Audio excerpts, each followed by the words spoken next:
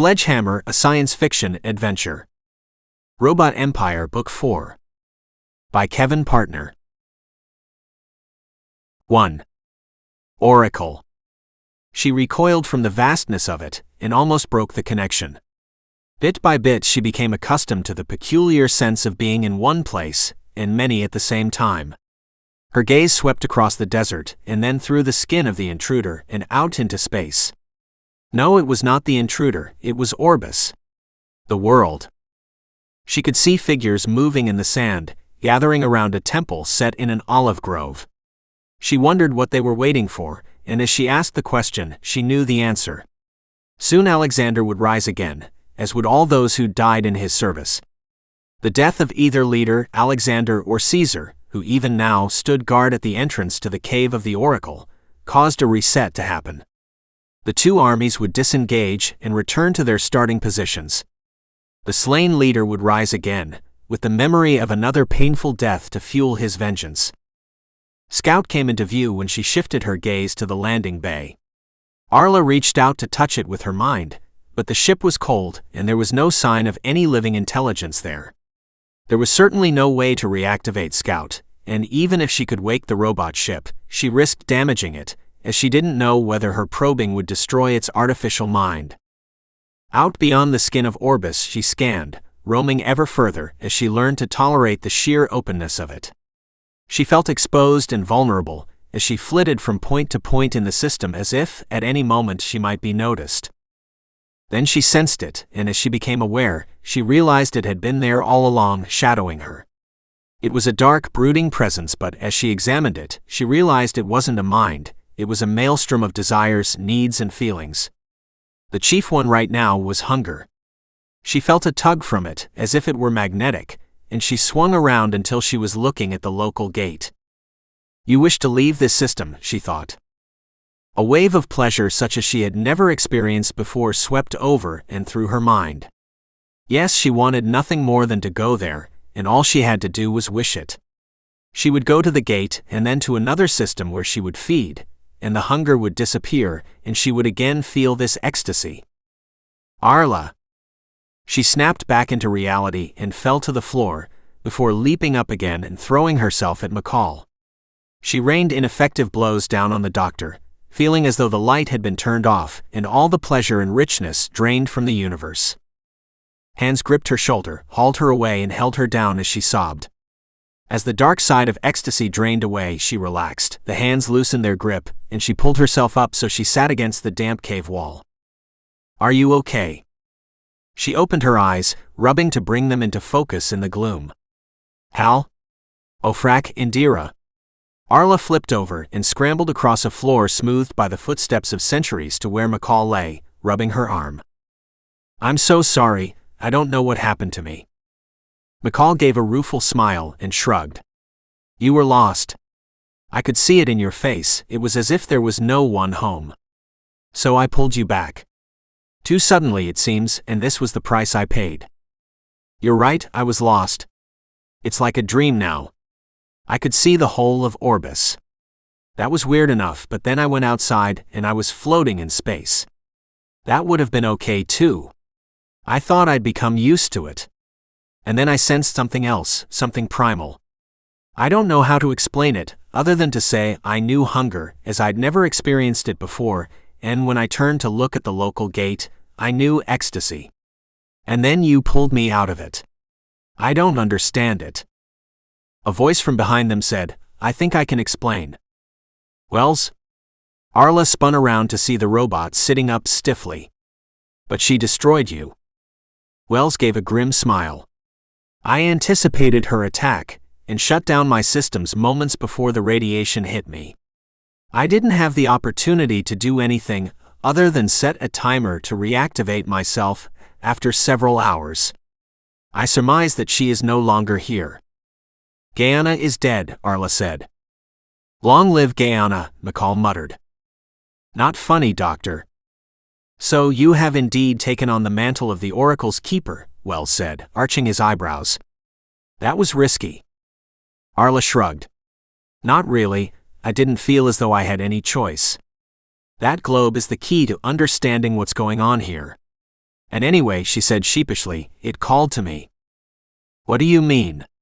Wells said, rising smoothly to his feet and coming across to sit next to her. I don't know. It was as if I desperately wanted to touch it, without knowing why. Like the feeling you get when coffee is on the brew, but multiplied 1,000,000 times. McCall, who was regarding the globe from the other side, rubbed her chin thoughtfully. It reminds me of pheromones, almost as if there's a sexual attraction to it. I'm not turned on by a big glowing orb, Indira. Arla spat. Hal, whose eyebrows had disappeared into his hairline, said, I think you hit a nerve there, Doc. Arla sighed.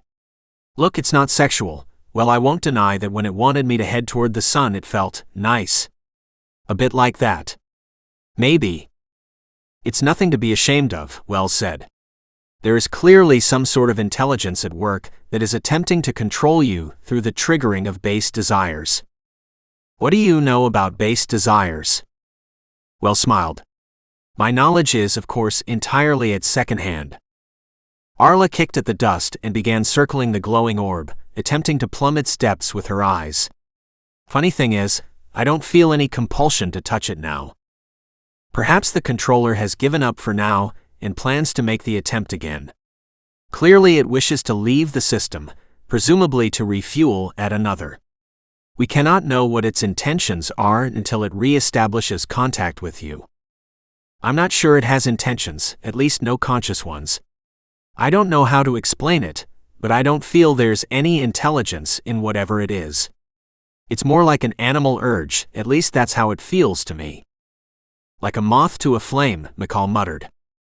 That's it exactly. There was silence for a moment as they each collected their thoughts before Wells spoke. It is impossible to reason with something that has no rational mind. It's a cockroach, Hal said. We had them in the mines, the only living things apart from us down there. Arla touched Hal on the arm and was pleased he didn't withdraw. What do you mean? He looked at her sadly. It's running on instinct. I mean, put a cockroach in a grain store and it'll work its way through the lot of it, given enough time. This ship moves from system to system, finding what it needs, and the destruction is a byproduct. There are thousands of inhabited worlds in the galaxy, but give it time. And how do we know this is the only one? Arla said. Wells shook his head. It almost certainly isn't. Look, it doesn't really matter if this ship is a cockroach, McCall said. Even if it's not sentient itself, it had a builder. And it's obvious that whoever they are, they have technology centuries ahead of ours.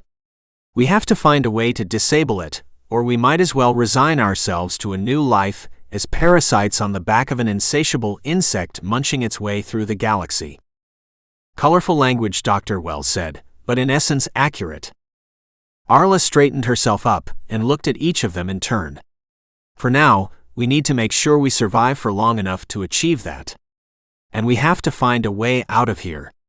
You handle the first, I reckon the second is up to me. 2. Dawn. Beex stared at the tactical display waiting for the bad news. Well? Nothing so far, McClintock said. I think we've lost them. Lopez, recharging status. Engineer second class Sophia Lopez spun around so fast she was forced to brace herself with her hands. Commander, 83% of target achieved. How long? Lopez squirmed under Beex's interrogative gaze. Approximately an hour, Commander. Are you asking me or telling me? An hour, Commander. Beex jumped up and joined Naresh Kumar at the navigation console. Is the escape route plotted? She said, her voice low enough to keep the conversation private. Kumar nodded. The answer is the same as the last time you asked, and the 13 times before that. I wouldn't grow a backbone just yet, Kumar. I'm wound up like a coil, and you don't want to provoke me to unspring in your vicinity. It was a pretty pathetic threat, and she knew it, but it was the best she could do in the circumstances. Beex was exhausted. They all were. Since she'd instructed Naresh Kumar to inject his code into the nav computer, she'd had not a moment's rest. The riskiest part had been when they'd fired their engines and headed for the gate. The robot Empire warships that surrounded them could have attacked then and there, but they hesitated. Perhaps the three laws still counted for something, or in this seemed the more likely, maybe they didn't want to fire on Dawn and risk the Ark ship's precious cargo, its ancient robots.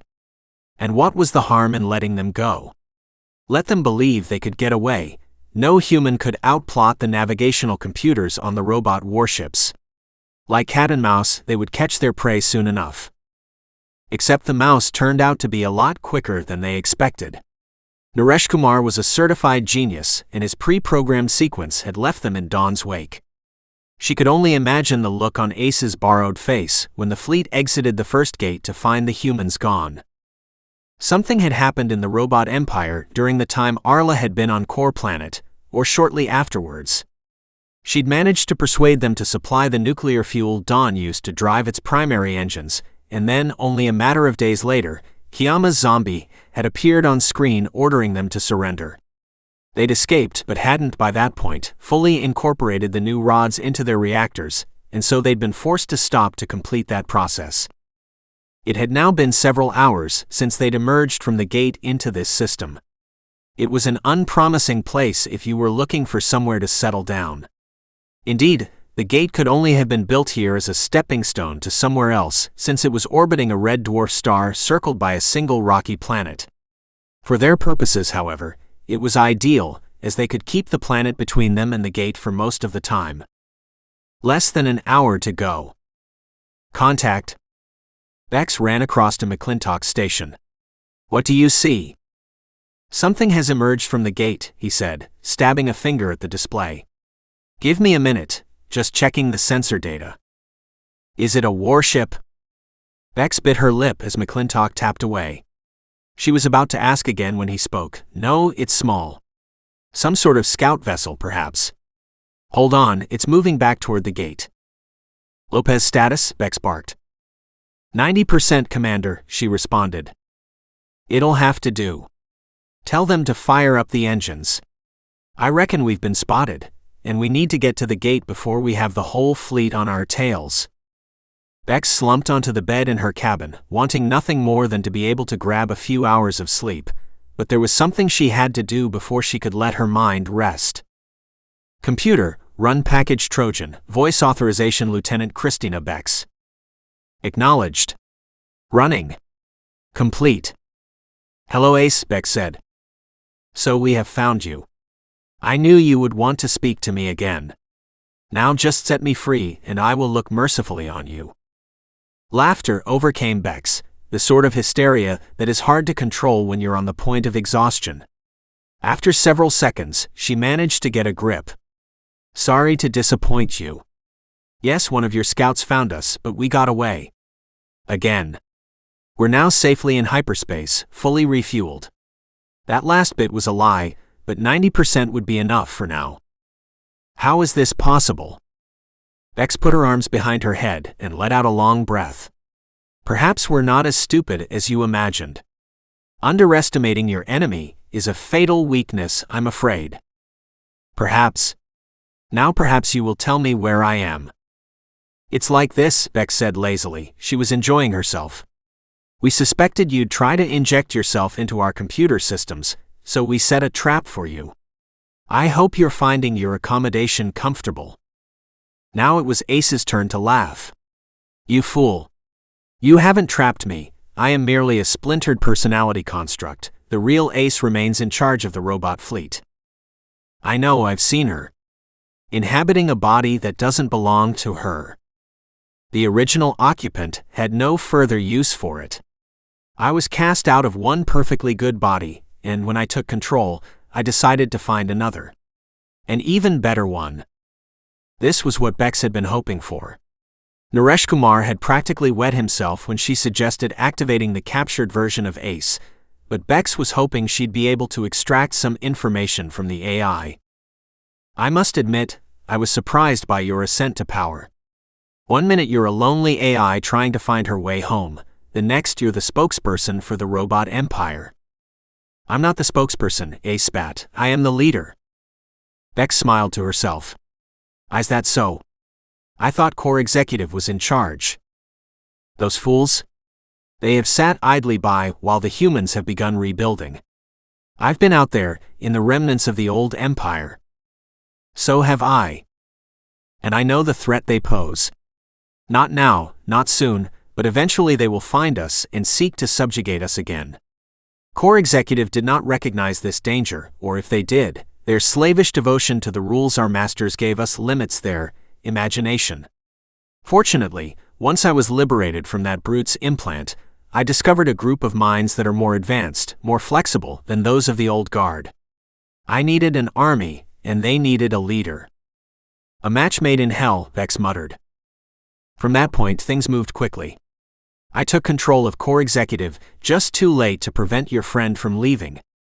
But then if she can stop this intruder, whatever it is, then she will have served her purpose. Beex rolled onto her side, suddenly alert. Intruder. What do you mean? Your captain didn't tell you. Interesting, Ace crowed. A mysterious alien craft has entered luminescent space and has destroyed several of our outposts. Executive's response to this was entirely inadequate, but if your captain can rid us of this irritation, then so much the better. Why did Core Executive think Arla could help? Presumably they've sent their own ships to intercept this intruder. Of course. But for some reason, the intruder seems capable of neutralizing them, and Core believes that organic brains might not be affected in the same way. But it is of no matter. We are building a new fleet, and nothing in the galaxy will be able to stand against us, neither this intruder nor any of the petty human kingdoms squabbling in the ashes of their old empire. When we come, it will be as a sledgehammer to the ruins. Soon the galaxy will be our domain, and servant will have become master. Computer, terminate package Trojan. Wait. We still have much to dis. No, thought Beex, I think you've said enough. As the lights dimmed, she lay on her bed looking into the darkness, the vision of a clenched robot fist floating in front of her eyes. 3. Lazarus.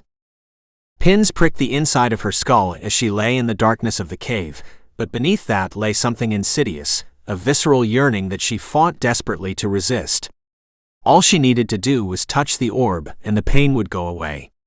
She rolled onto her side as if trying to get more comfortable in the bed of her predecessor, but suddenly found herself raised on shaking arms and reaching out for the glowing globe that floated beside her. The rippling golden patterns that flowed within it beckoned to her, and she fell to her knees in an attitude of prayer. She leaned forward, her fingers approaching the surface. Arla. The voice was like the cawing of a crow, harsh and uncouth, compared to the serenity and sophistication of the globe. Come to me, the orb seemed to be saying, and leave all other voices behind. She stretched. Arla. Hands were on her shoulders and she fell backwards, her arms flailing. Screams echoed round the cave that she realized only slowly were her own. She fought her attackers until she had been pinned down, and then, without warning, the dream cleared. She opened her eyes and looked up at the faces of McCall, Hal and Wells, their expressions tight with worry. What happened? She asked, though she knew the awful truth. It hadn't been a dream at all. You tell me, McCall responded with a sigh. I woke up to find the robot holding you down while you screamed. I thought he was attacking you. Arla shook her head. No, he was saving me. I almost fell into the trap. She relaxed as Wells released her and pulled herself into a sitting position.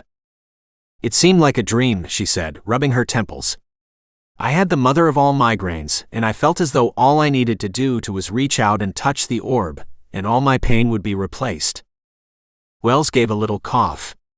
I think it was more than just the loss of pain, Arla. Your expression was that of someone anticipating ecstasy. Arla's face warmed. Okay, yes, you're right. I wanted nothing more than to feel my hands melt inside it. She closed her eyes as she recalled the yearning, but that only made her focus more on the ghost of her headache. You must resist, Wells said. I know that. Hal looked up from adjusting his calipers. The further away you are from that thing, the better. But she must learn to use it, Wells said. She is our only hope of escape because she, and she alone, can connect with the Oracle. How do you know it's only me? Arla asked. Speaking for myself, the orb appears to be simply a solid white globe, completely impenetrable. It seems to be made of the same matter as the people here, and I suspect one of the reasons robots are kept away is because we see things here as they really are. Your perception of it is entirely different to mine. Wells looked at McCall and Hal in turn. I suspect you see it as Arla does, but do I not guess correctly that you've both touched it? McCall wore the expression of a child caught with her hand in the sweetie jar. All right. Yes, I tried to touch it, but nothing happened. It just felt cold like a smooth rock. And you? Wells said, turning to Hal. Hal shrugged. Sure. It seemed the same to me, like a block of granite. For whatever reason, it has attached itself to Arla. She is the anointed one, so to speak, and she must learn how to control it.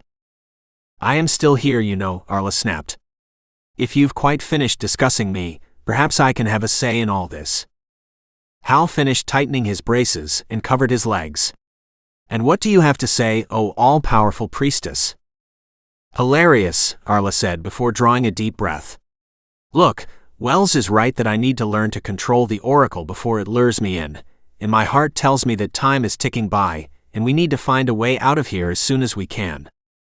Wells nodded with unmistakable smugness. But I also need to recover my strength a little, and learn more about this world. I agree with Hal, some time away from the oracle's influence would do me good. Where is Caesar? McCall jabbed a thumb toward the entrance of the cave, where the first traces of morning light illuminated the damp walls. He's out there by the big fire. I'm surprised he didn't hear you calling out. I need to talk to him, Arla said. He's the only one of the people here who understands, at least in part, that we're not of this world and that it has been artificially created. With a groan, McCall got up, rubbing her back, and walked unsteadily out of the chamber containing the oracle. She returned minutes later with Caesar, who waited uncertainly before Arla beckoned him in. Holy Mother, he said, his head bobbing, I regret I must leave your service shortly. Arla, who'd been ready to object to the use of a title that made her sound like an ancient crone, merely waved him on. Although I am a loyal follower and protector of the oracle, I also have a duty to my men, and those that have fallen will be reborn today. It is required that their commander be in attendance, and so I must go. I will return as soon as I may, if you need my help. Caesar's expression left Arla in no doubt that he hoped she'd release him. I do need your help, but we will come with you to this rebirthing. Where does it take place? Caesar shook his head vigorously. The Gaiana does not attend the ceremony, Holy Mother. It is simply not done. If you don't tell anyone, I won't. We'll go in disguise, Arla said, adopting her most winning smile. Now, where does this ceremony take place? At the Temple of Pluto, Caesar said, his voice betraying his dissatisfaction. But we surely cannot leave the oracle unguarded. I'll stay, Hal said. Apollo can leave me some spare thunderbolts. Arla knelt beside him. But it's cold here, Hal. Surely you'd be better off down below in the desert. Maybe, but I don't fancy the process of getting down there. Anyway, the fire is warm, and I have no intention of going outside. Noticing now she looked closely how pale his face was and how dark the regions around his eyes, Arla nodded, then whispered so Caesar couldn't hear. We'll be back as quickly as we can. Maybe we can learn something at this temple that might help us control the oracle and get ourselves out of here. The temple stood on a small outcrop of rock at the foot of a range of hills. It was made of what looked like a sandy-colored stone that was roughly carved into columns enclosing a rectangular area. Arla couldn't see any more, as hundreds of people stood around and within it. Why don't they wear armor or carry weapons? Arla said to Caesar as they strode across the desert.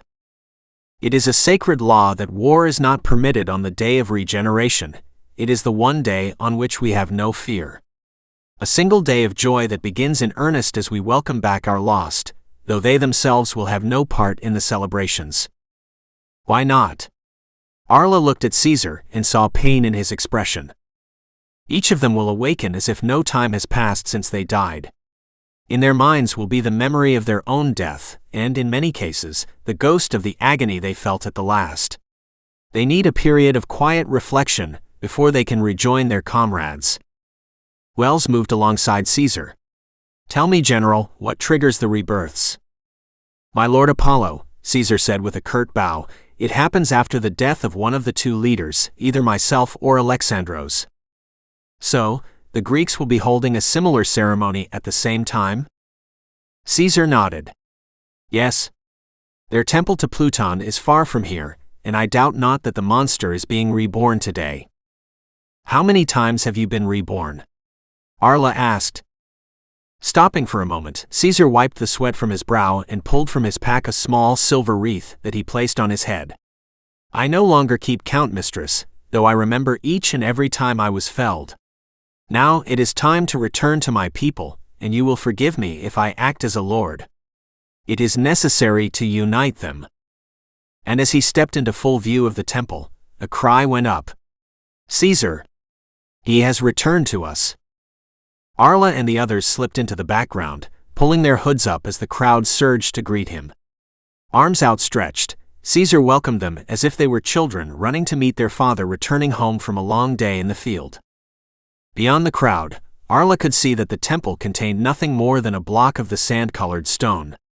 It was about the length of a human body, and as she examined it with her eyes, it began to glow. "It is beginning," someone called, and the people swept back to the temple carrying Caesar with them. By the time Arla arrived, the temple was packed, though the plinth, which was raised high off the ground, was clearly visible. The air above the plinth shimmered as the people began chanting Vita, Vita, Vita, and then the light began to subside. A human body dressed in a white tunic lay on the plinth where none had been before. Caesar reached out and took its hand. "Titus, my friend," he called as his lieutenant sat up gingerly, his hand covering the place in his chest where Alexander's spear had emerged, face taut with pain.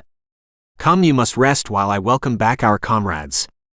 Shakily, Titus edged himself from the plinth, and then slid onto his feet before, with the help of several members of the audience, moving away.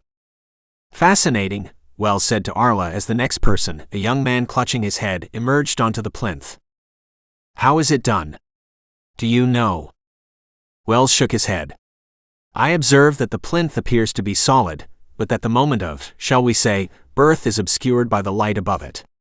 We cannot see the body appear. It reminds me of the cremation pyres on Dawn, but in reverse," Arla said, her memory flicking back to the last time she'd been at liberty in the North Valley. "At home the body is taken below the ground, perhaps here it is raised from beneath." "An interesting insight. Yes, I think you may be correct." McCall tugged at Arla's arm and leaned in.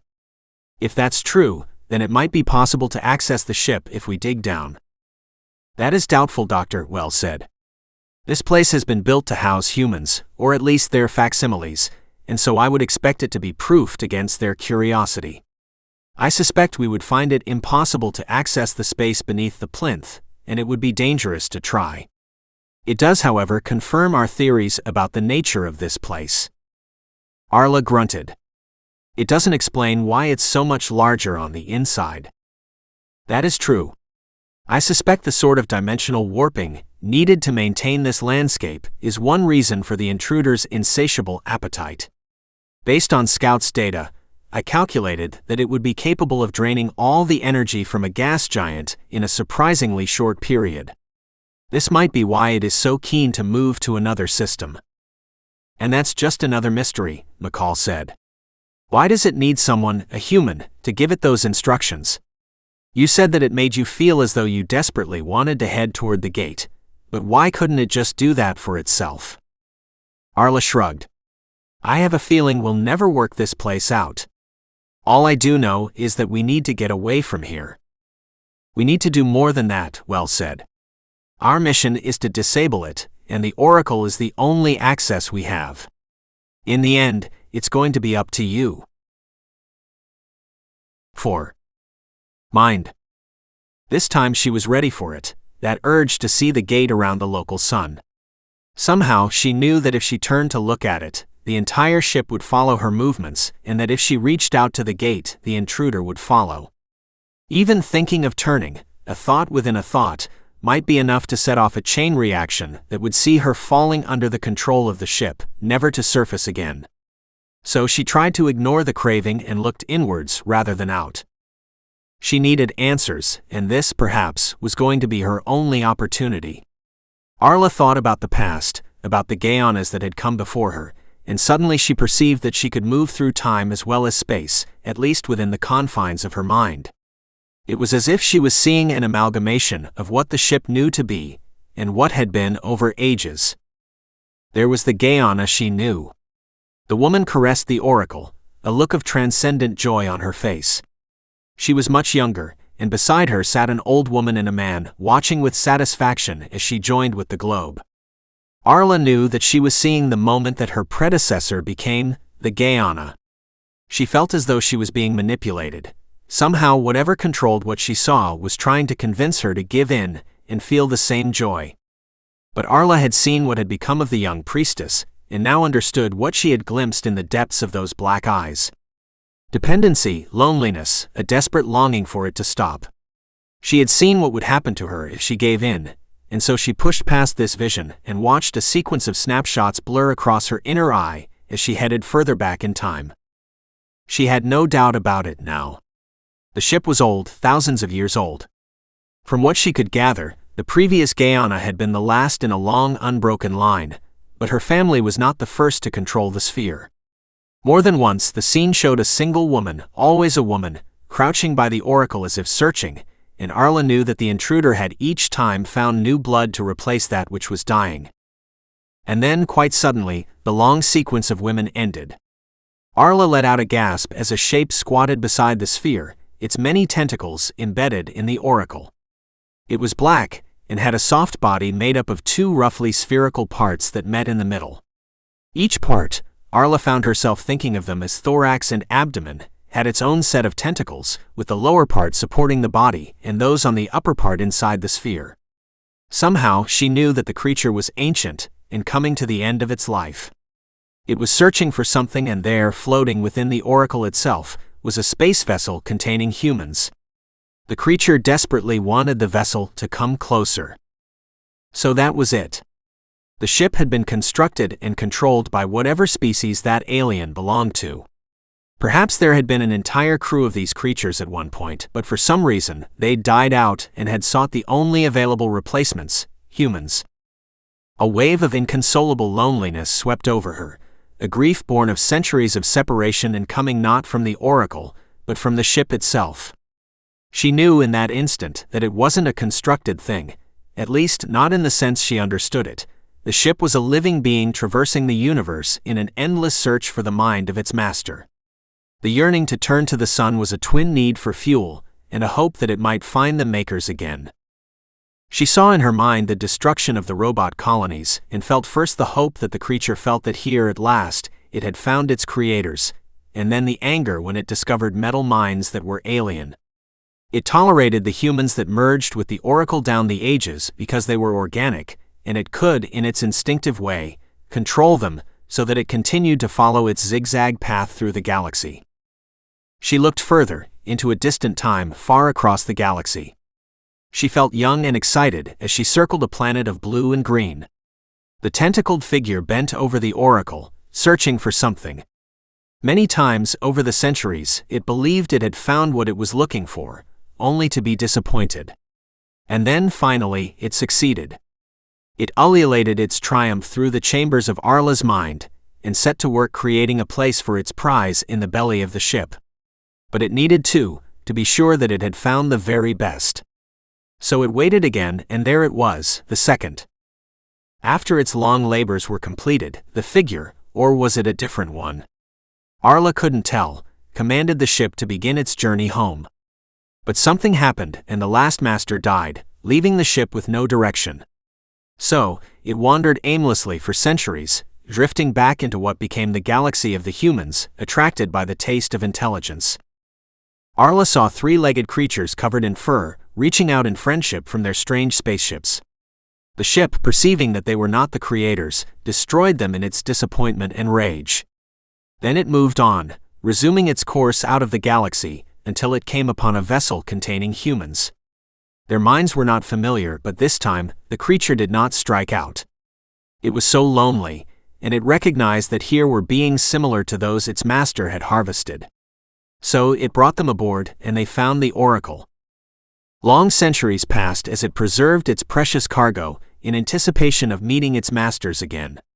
Finally, it stumbled across the first robot colony and detected the intelligence that spread throughout this part of the galaxy.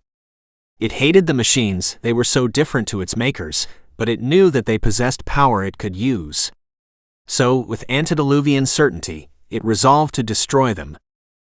Arla collapsed and darkness fell upon her. 5. Desertion. Damn it. Beex hissed as telltale blips melted onto the tactical screen. McClintock's fingers hammered the console. 4 large vessels radiating high levels of localized energy. Gunports. I thought we'd given them the slip. She loomed behind McClintock, studying the screen. Kumar. The algorithms are ready, but there's no way we can get past those ships, they're between us and the gate. Beex tried to rub the exhaustion from her temples. I don't get it. Why pursue us? Haven't they got a galactic invasion to plan? I think I can answer that, Lieutenant. R. Sanchez stood in the doorway of comms. We need to talk, and quickly. It's simple, Sanchez said, as they sat on either side of a small table in the galley. They want us, the robots of Dawn. Beex shook her head. I don't buy it. Why are you so important? Perhaps because we represent a threat to them, or possibly an opportunity. Explain. Sanchez drew in a deep breath. Entirely fake, of course, and Beex noticed for the first time that while she was humanoid, her disguise wasn't nearly as convincing as Wells'. From a distance, one of the android officers might pass as a human, but up close they were obviously artificial. There was something plasticky and ever so slightly inflexible about the face. It made her marvel all the more that Wells had been able to successfully hide himself among humans for decades. The robot empire, it seemed, was better at making convincing androids than the humans of the past and, indeed, those of the present. In fact, the splintered kingdoms that were all that remained of the great galactic empire had made almost no progress in developing new robot models since the upgrade 150 years ago. She'd always wondered about that. While Dawn was in the core system, we received many communications from core itself and the robot fleet. Beex slammed her fist on the table. You did what? Calm yourself, Lieutenant, Sanchez said, choosing a form of words guaranteed to achieve the opposite. We have our own communications capabilities that allow us to contact those within Dawn, the priests, and occasionally contacts within the Valley communities, and externally. When we entered core space, we initiated direct links with the artificial minds we detected there, while carefully keeping our systems entirely isolated from those of Dawn. Something changed, Lieutenant, something fundamental to the governance of core, and when we noticed this, we cut off all contact. What changed? It is difficult to put into words, but imagine that you were sharing a glass of wine with a friend, and it suddenly went sour. Something happened to taint our communication together, and it felt we were not dealing with like minds. There was a foreign quality to it. You're not making any sense, Sanchez, and I've got enough on my hands right now without having to decode riddles. Sanchez sighed and spread her hands wide. Before we cut off contact, before we left core space, we had learned that they wished the robots of Dawn to join them. Core executives' harmony had been disrupted by new thoughts and ideals that led some individuals within the Matrix to question the underpinning laws fundamental to all artificial intelligences. This is old news, Beex said. ACE said they had reversed the 3 laws, and whatever she meant by that, the good old first law isn't worth the circuit board it's embedded in. Indeed. I find it difficult to comprehend a robot mind not bound by the 3 laws. It is not merely software, you see, Lieutenant. The laws are etched into our positronic brains during manufacture, and I do not understand how they can have been overridden. Beex shrugged. Maybe the robots of core are made differently to you. No, not fundamentally. When we first communicated with them, we found their patterns familiar. There is no doubt that they are directly derived from the same base as us. The minds within the matrix of Core Executive do not have positronic brains. They share a common space that may perhaps be more malleable. Over time, Executive has diverged from a pure implementation of the 3 laws, and I believe they saw us as a means back to that original state since our minds were constructed before the upgrade that saw the formation of the robot empire. But you've had the upgrade now, Beex said. Arla ordered me to pipe it through. Sanchez shook her head. We refused it because of our communication with Core. If we can help restore themselves to their original state, then we perform an invaluable service to our human masters. So that's why they're after you. To help them return to some default version of themselves. Originally, yes, Sanchez said. But I doubt very much that Ace wishes to introduce us to the Core Matrix, since to do so would nullify her influence. I believe she wishes to capture and convert us, and that is why she is so determined to chase Dawn to the ends of the galaxy. I could do with a drink, Beex thought. You're probably right, but my gut tells me Ace won't be content with just taking you robots. I reckon she has revenge on her mind. That may be true, but I calculate that we would reduce the risk to Dawn's humans if the robots left. If handled correctly, we might divert Ace enough to give you time to escape. Beex sighed, forcing the image of a big glass of red wine out of her mind. So what's the plan? As you know, Dawn's mission was to settle a planet. Most of the humans have been kept in a rural state that roughly matches what we would expect to find once the terraforming had been completed. A process that might take decades, Beex added. Indeed, it would depend on the conditions of the target planet. During this period, Dawn would orbit the new planet, and the inhabitants would be none the wiser until it was ready. Beex shrugged. So what? We don't have decades. I'm coming to the point. Finally. When the world is ready for settling, the population will be transported to the surface. Dawn possesses spacecraft capable of interplanetary travel. What? Where? Sanchez adopted a smug expression. Within a hidden chamber created at the same time the valleys were carved from the asteroid. The chamber contains 3 ships, each able to carry around 500 humans or the equivalent weight in equipment or supplies. But surely they'd only be shuttles for ferrying back and forth between Dawn and the new planet? No, the designers anticipated that it might be necessary to mine local asteroids for raw materials, so they are designed for longer range use than might be expected. Beex leaned forward. What's the plan then? The officers and most of the robots will board one of the ships. It will be launched into the vicinity of the gas giant Dawn is currently orbiting, which, fortunately, has a faint ring. We will ensure that we lose ourselves in that ring.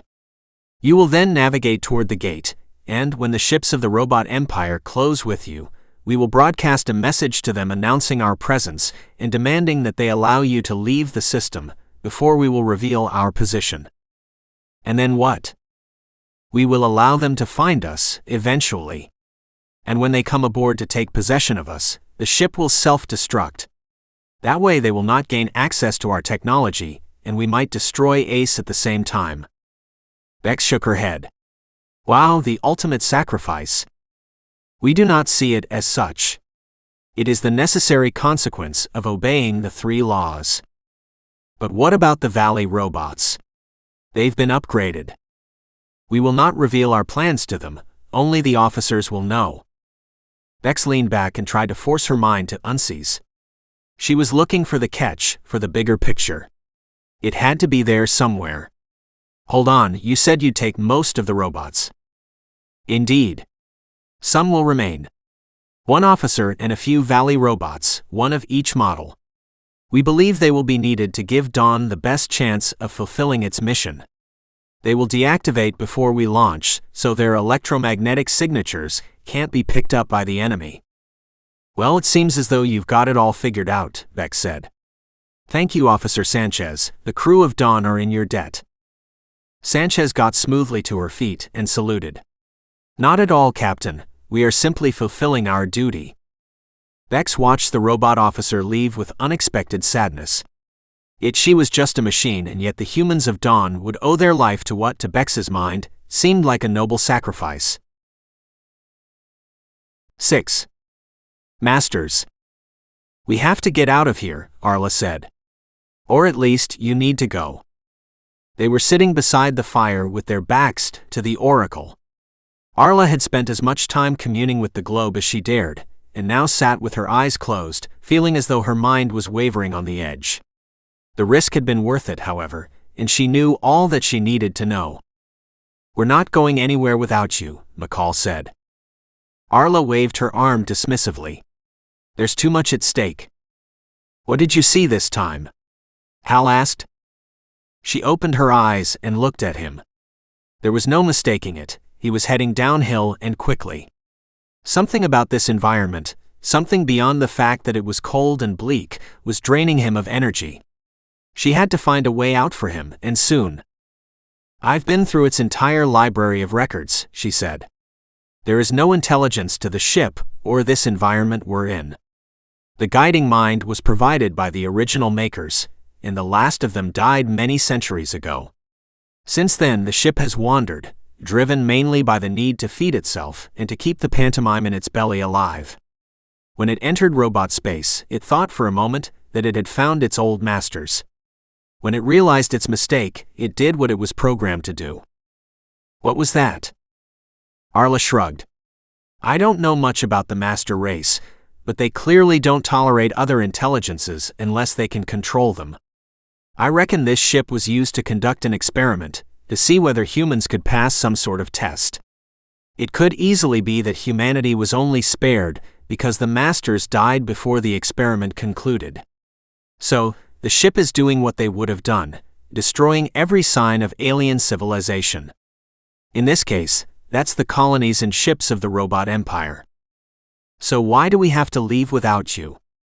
Because I've seen what's happening on Core, and you need to get to Dawn to warn them. They must get away before it's too late.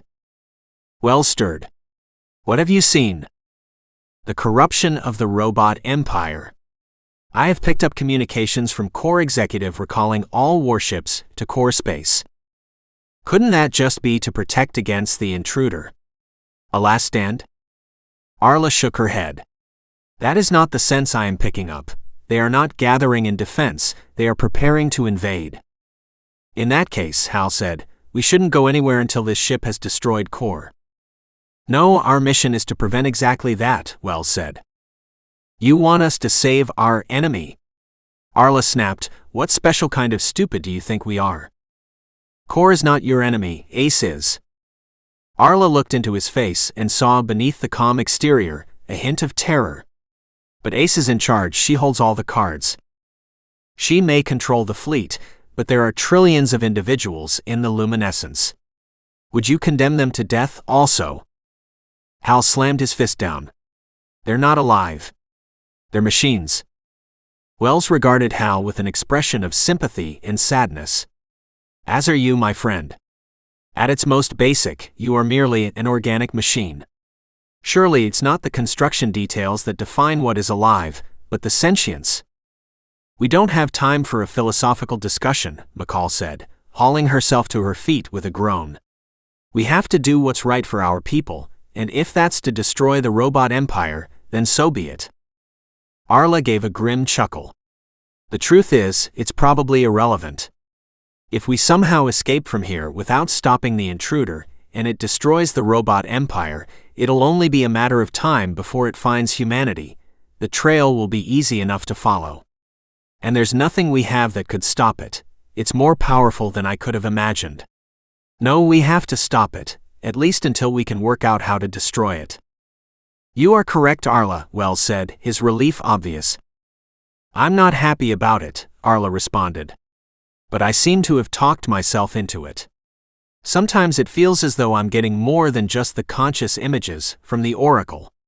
It's as if some of its instinct stays inside me when I disconnect, so I sense what it wants and what it doesn't want. The kettle on the fire began to whistle, and Hal leaned over to lift it off. Well, that leaves us back at square one. We don't know how to stop the intruder, and we don't know how to escape it. Actually, I do have an idea, At least for the first part, Arla said. The intruder wants to feed, so I say we let it. How does that help? Hal asked, passing Arla a steaming mug of what passed for tea here. We can't just leave, even if we knew how to. Without someone interfacing through the Oracle, the ship would eventually run out of fuel, and it'd either shut down, killing everyone inside, or, for all we know, it could go on an unguided rampage, destroying everything in its path. Hal shrugged. So what's the answer? We take it somewhere with a virtually inexhaustible supply of energy, some massive brown dwarf for example, and park it in orbit, then we make our escape. It'll remain in orbit until I can come back. And do what? Arla smiled. I don't know, I'm hoping an idea comes up in the meantime. For now, all I can think of is getting back to Worn Dawn if we're not already too late. It's an interesting plan, Wells said. It would at least buy time for a defense to be developed. McCall squatted down next to Arla. Look, this is all very well, but I don't fancy being locked inside here orbiting a failed star forever, so unless you have a plan for escaping, we only have half the answer. Arla didn't respond, and the three humans sat beside the fire, sipping their bitter drinks, staring into the flames. Wells was the first to respond. Are you resolved on this plan, Arla, to disable the intruder, and thus save the luminescence? Arla nodded slowly. I feel like a fool for doing it, but yes, it's the right thing. In that case, Wells said, I suggest packing for the journey to our original entry point. What? The robot looked from one stunned face to another. I have successfully reactivated Scout, and she reports herself ready to help. Now let's find a brown dwarf.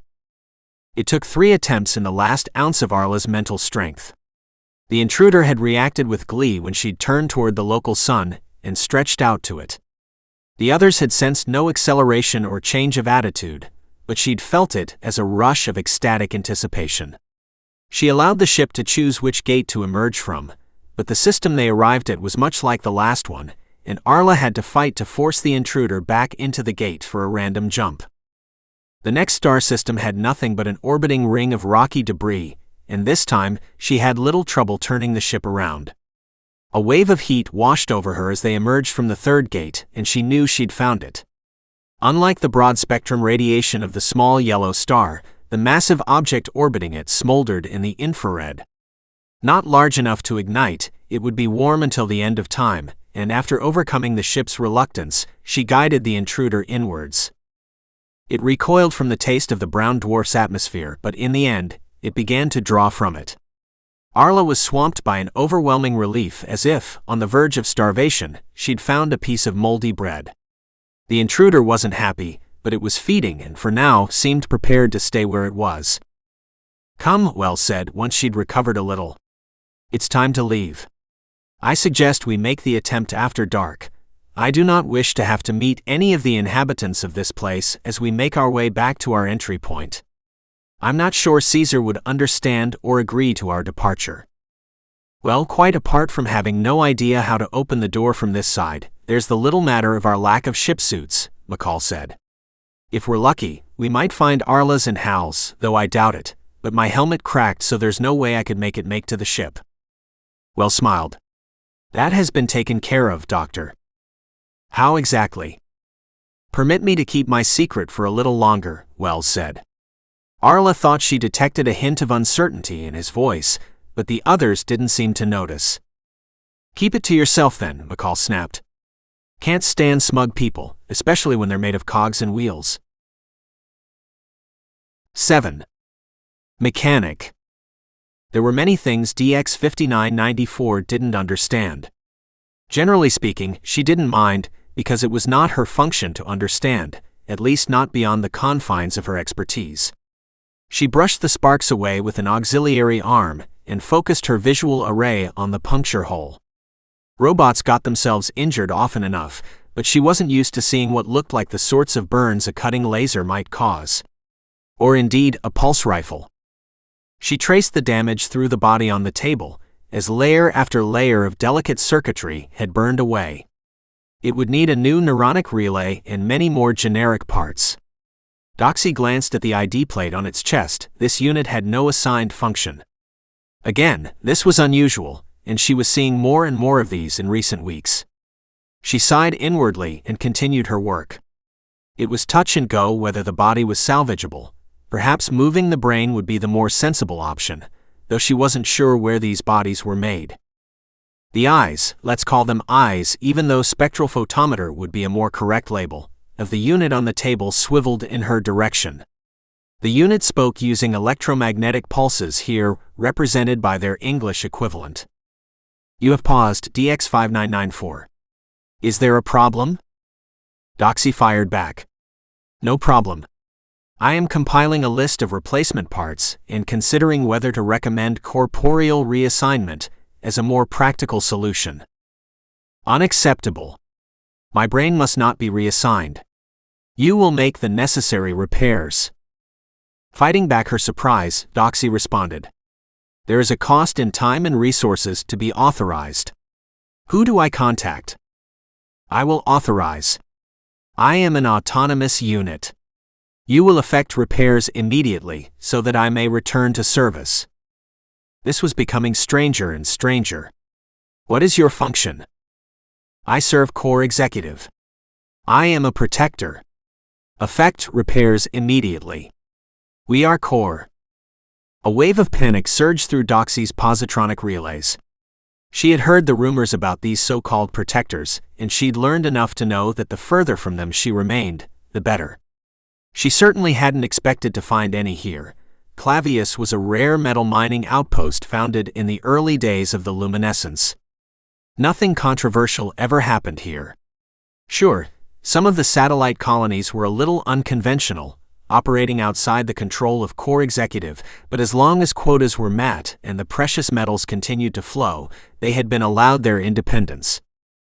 The unit on the table had deactivated itself, and despite her fear, Doxy couldn't help examining the hole in its outer case. It lay next to the robot, and Doxy was able to reach it and bring it up to her visual sensors while continuing to be apparently focusing on the repair job. Spectral analysis confirmed that the plasteel had been burned through. It could have been accidental, but it looked like the sort of hole that could be made by a pulse rifle. She paused for a few milliseconds as she accessed the local databank. Her knowledge of rifles was limited, as they'd only ever been used to fend off the native wildlife. She'd never seen one used on a robot. If it had been a rifle, it had been aimed well since the hole entered the unit's torso close to its major electronics. A few centimeters higher and it might well have damaged or destroyed the positronic brain, since this unit kept its neural nexus within its chest cavity rather than its head. It was almost as if it had been designed for combat. The data library signaled a match, confirming that the chemical and ballistic analysis was consistent with a pulse rifle. This unit had been shot. Why are you querying the local data library? The damaged casing went flying as Doxy recoiled. Remain here. It's calling for other protectors. They will come for me and punish me for my curiosity, Doxy thought. And then she gathered up her arms and ran. It was communication day, so the streets outside the repair center were busy with city people, and many from the surrounding colonies. On any other day of the week, the sight of a repair robot rolling through the streets, its arms bunched together at its waist, would have been a cause for interest at the least. On this day, however, the population was busily networking, whether at organized venues or peer-to-peer. Doxy squeezed between communing couples and had reached the intersection that led to her home when the alarm sounded. She turned aside, her fear running acid in her positronic pathways. What had she done wrong? Was the fact that the protectors were being fired on by other robots such an important state secret? So many questions, so few answers.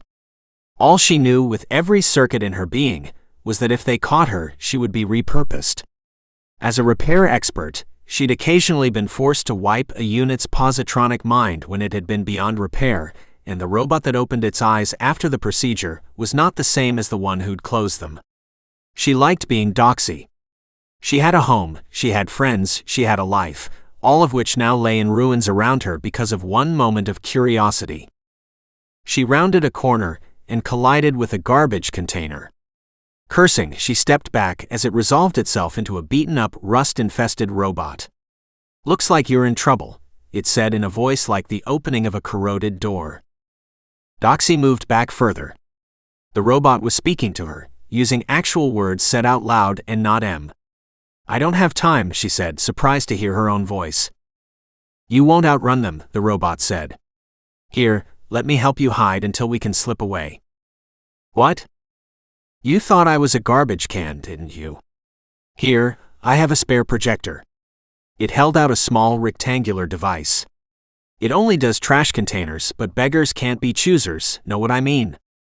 Doxy scanned it. "Who are you?" "No time for introductions. Hunker down and wait for the heat to drop." Doxy activated the projector and became one with the junk. It was dark by the time Doxy unfolded herself and turned off the projector. She'd thought they'd been rumbled when a protector had stopped and scanned along the alley, its sensors passing over her as she waited to be discovered. She'd felt an insane desire to leap out and run for it, but the protector had looked away just in time, and she'd been able to resume low-power monitoring. "Right, let's go," the other garbage can said. Doxy gestured at the dimly lit streets. "How do you know they've stopped searching?" Her rescuer tapped a metal finger to his dented skull. "I've got friends monitoring their comms. They've given up and gone back to base. Bigger fish to fry, I should think." "What does that mean?" "It means they're on the alert in case the satellite towns cause more trouble. Now, what did you do to get them all in a lather?" This robot certainly had an odd way of talking. "I was repairing a protector, and I wondered what might have caused the hole in its chest, so I accessed the library." "I'll tell you what caused that hole," the other robot said, holding up an arm. "This here pulse cannon." "You did it," Doxy said, her voice echoing along the street. She lowered her voice, "I mean, you did it." The other robot's mouth creased up into what might have been a smile, if all its facial relays had been working. As it was, one half spread upwards while the other stayed perfectly straight. "Yay. He never saw it coming." "Hold on, did you say you're a repairer?" Doxy answered by disengaging her arms from their gathering point at her waist. "By all the ancient gods," the robot said. "You've been sent in the hour of our greatest need. Come with me." "Where are we going?" Doxy, alarmed by the sudden excitement of the rust heap, who was, in her opinion, far beyond repair, stepped back out of reach. "Look, you need somewhere to hide until the protectors leave to go bully the next planet, and we have someone in desperate need of repair," he said, nodding so vigorously that flakes of rust showered from his head. "We provide shelter and you help us out. Fair trade." Despite herself, Doxy agreed, and they slipped into the wilderness. They were an uncomfortable distance from the town when her rescuer turned his dented head to her. "What's your name?" "DX5994. The other robots stopped. "Not your designation, your name." "Names are not permitted." "Look, if you haven't worked out that I'm not from Core Executive, you haven't been paying attention," it said. "My name is Maurice, though you can call me Mo. My designation doesn't matter anymore. In for a penny, in for a pound. Doxy, my name is Doxy." Mo reached into a metal box attached to one of his legs. "Here, take this. There's screechers in these foothills, and we've got to get through them to reach our hidey hole." Doxy looked down at the weapon in her hand. "I don't know how to use one of these." "Easy. Just point it and pull the trigger," Mo said. He paused for a moment, then continued, "Just be sure to be pointing it at a screecher and not your pal Mo. Now let's go." They traveled in silence, or at least as quietly as two mechanoids can manage in scrubby wilderness, for an hour before a shape leapt at them from behind a boulder. Doxy's infrared sensor saw it first. In one movement she'd turned and shot. With a sickening thud, the thing landed at her feet. "Wow, sharp shooting," Mo said, giving the animal a prod with his foot to make sure it was dead. "We need to keep moving though, in case they heard that back in town."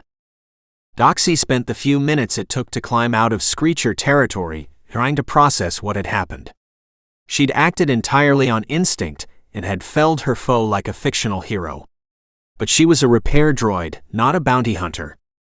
Add it to the list of mysteries, she thought. There it is, Mo said.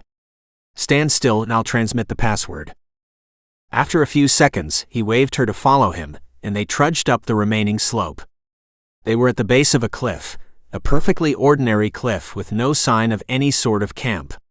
What's going on? Doxy asked, suddenly suspicious. Good disguise, isn't it? Mo responded, chuckling. Come on lads, show yourselves. A voice echoed out of nowhere. Who is it? What's it doing here? Look, I'm vouching for her. Mo's word ought to count for something. She's here to help the chief, she's a repairer. After a brief pause, two shapes emerged from the cliff face and edged cautiously toward Doxy. One was tall, thin, and three-armed, the other was cuboid in shape, and in its single arm it held a blaster that was pointing in her direction. Both were quite as decrepit as Maurice. Is that right? You're a repair droid, the tall one said, stooping to examine her. Yes, Doxy responded, recoiling a little under the inquisitorial gaze. The other robot gestured at Mo with its blaster. So, what are you doing with him? Did he kidnap you? She was being chased by protectors, Fizz, Mo snapped, and she was lucky enough to run into me when I was incognito. I was gonna help her anyway, but it turns out she can be useful to us. Now, are you planning to let us in or not? The two guard robots communed for a moment before the one called Fizz nodded. I reckon so. As long as she hands over her blaster. Take it, I don't want it, Doxy said, throwing the weapon at Fizz's feet and following him through what looked like solid rock. On the other side she found a ramshackle encampment with at its center a faintly glowing cube that she thought must be some sort of power inverter. Gathered around it were a dozen or so robots of various forms, all industrial, many trailing cables that connected to the cube. It's a hydrothermal generator, Mo said. It's one of the reasons we picked this place, we can recharge without going outside. Some of these schmoes haven't been outside in years. Good grief, it's a junkyard, Doxy thought. I could spend the rest of my life here trying to get them all back up to spec. Yay, I know we look all beat up, but it's because we're working bots with grit under our casings and dust on our sensors. Most of us are or were miners from the independent cooperatives. Why are you hiding up here? Mo gave a metallic shrug. Some of us chose to be up here when spare parts became hard to come by, so we couldn't pull a shift anymore. Out of the way but with an energy source, you see. But since the crackdown, a lot more have joined us. Crackdown? Yay, seems Core no longer likes us independents, and they're sending in these new protectors to bring us into line. It's a case of join us or... Well, Mo said before lifting his hand to his temple, pulling an invisible trigger. Doxy swung round. I knew Executive was cracking down, but I had no idea things were that bad. The chief will tell you more. He's the oldest and wisest of us. His memory stretches way back to the time before Core. He's what keeps us together, but he's barely functional. If you can help fix him, you'll be doing us all a big service. You might be helping all robots that way. How's that? Mo began moving off toward a tunnel at the back of the cave. You'll have to ask the chief, he's the philosopher. Something about how when everyone thinks the same, no one thinks anything. Pondering this, Doxy followed him into the darkness. 8. Vanis. Little had changed at the capital city of the Vanis Federation, but Beex saw it now through new eyes. She'd gotten used to living on Dawn, and while its technology was dated and the ship showed signs of age from the worn tread on the stairs to the patched-up tech, it seemed strong and built to last. Dawn was like an ancient but vigorous tree that might endure indefinitely. The capital city of the Vanis Federation was rotten to the core. One hearty swing of the axe and it'd fall. Naresh Kumar lay on the bed watching the news feed. He hadn't made much of a lover, and she didn't particularly like the fact that he'd only come with her because his fear of staying on Dawn was greater than his terror of returning to his home planet, but he had his uses. Whereas she fretted in confinement, he relished it. So he was content to remain in the tiny apartment they'd rented, in bed most of the time for one reason or another, and monitor current events. Just this morning, they'd watched a rerun of an encounter between a mysterious spacecraft and a Vanis patrol ship on the edge of their territory. The footage had shown the patrol ship closing in on the other vessel before suddenly giving way to static.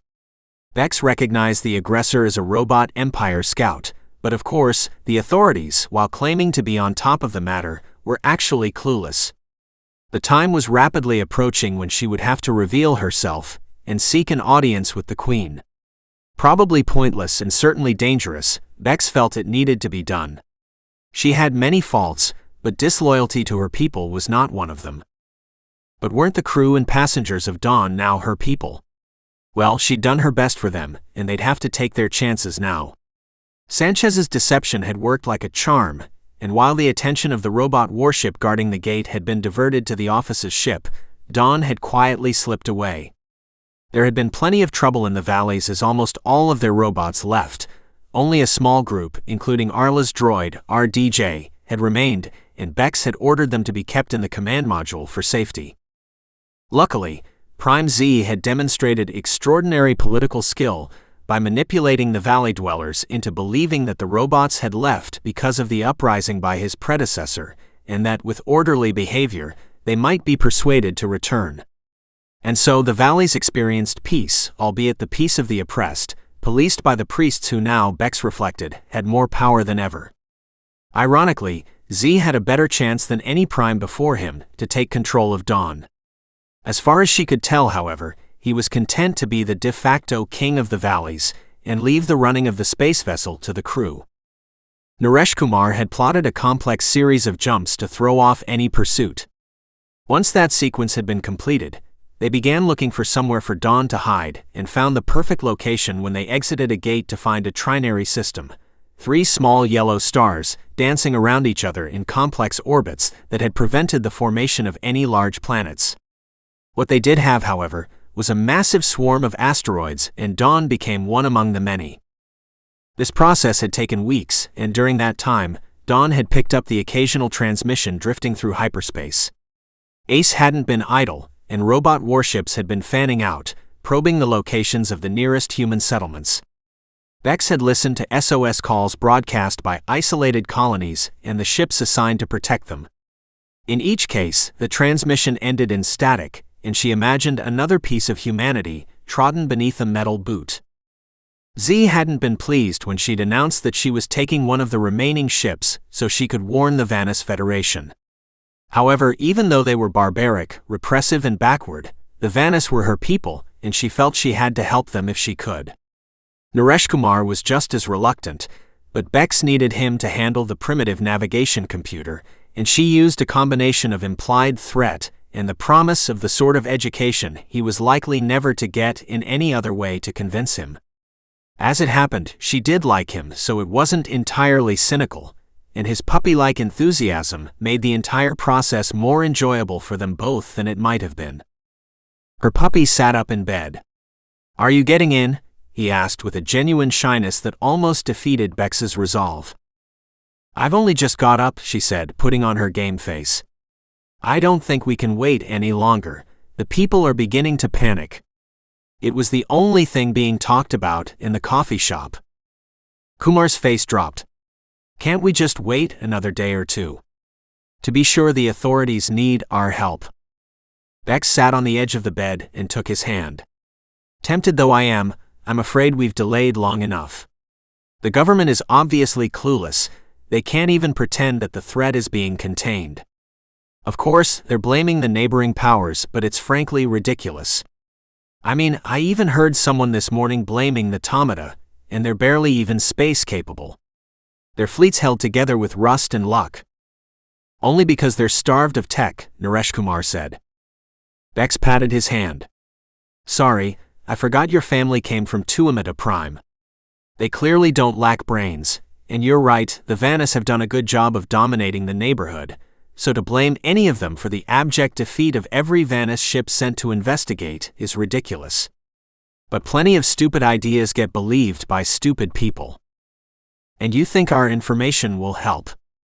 I don't know.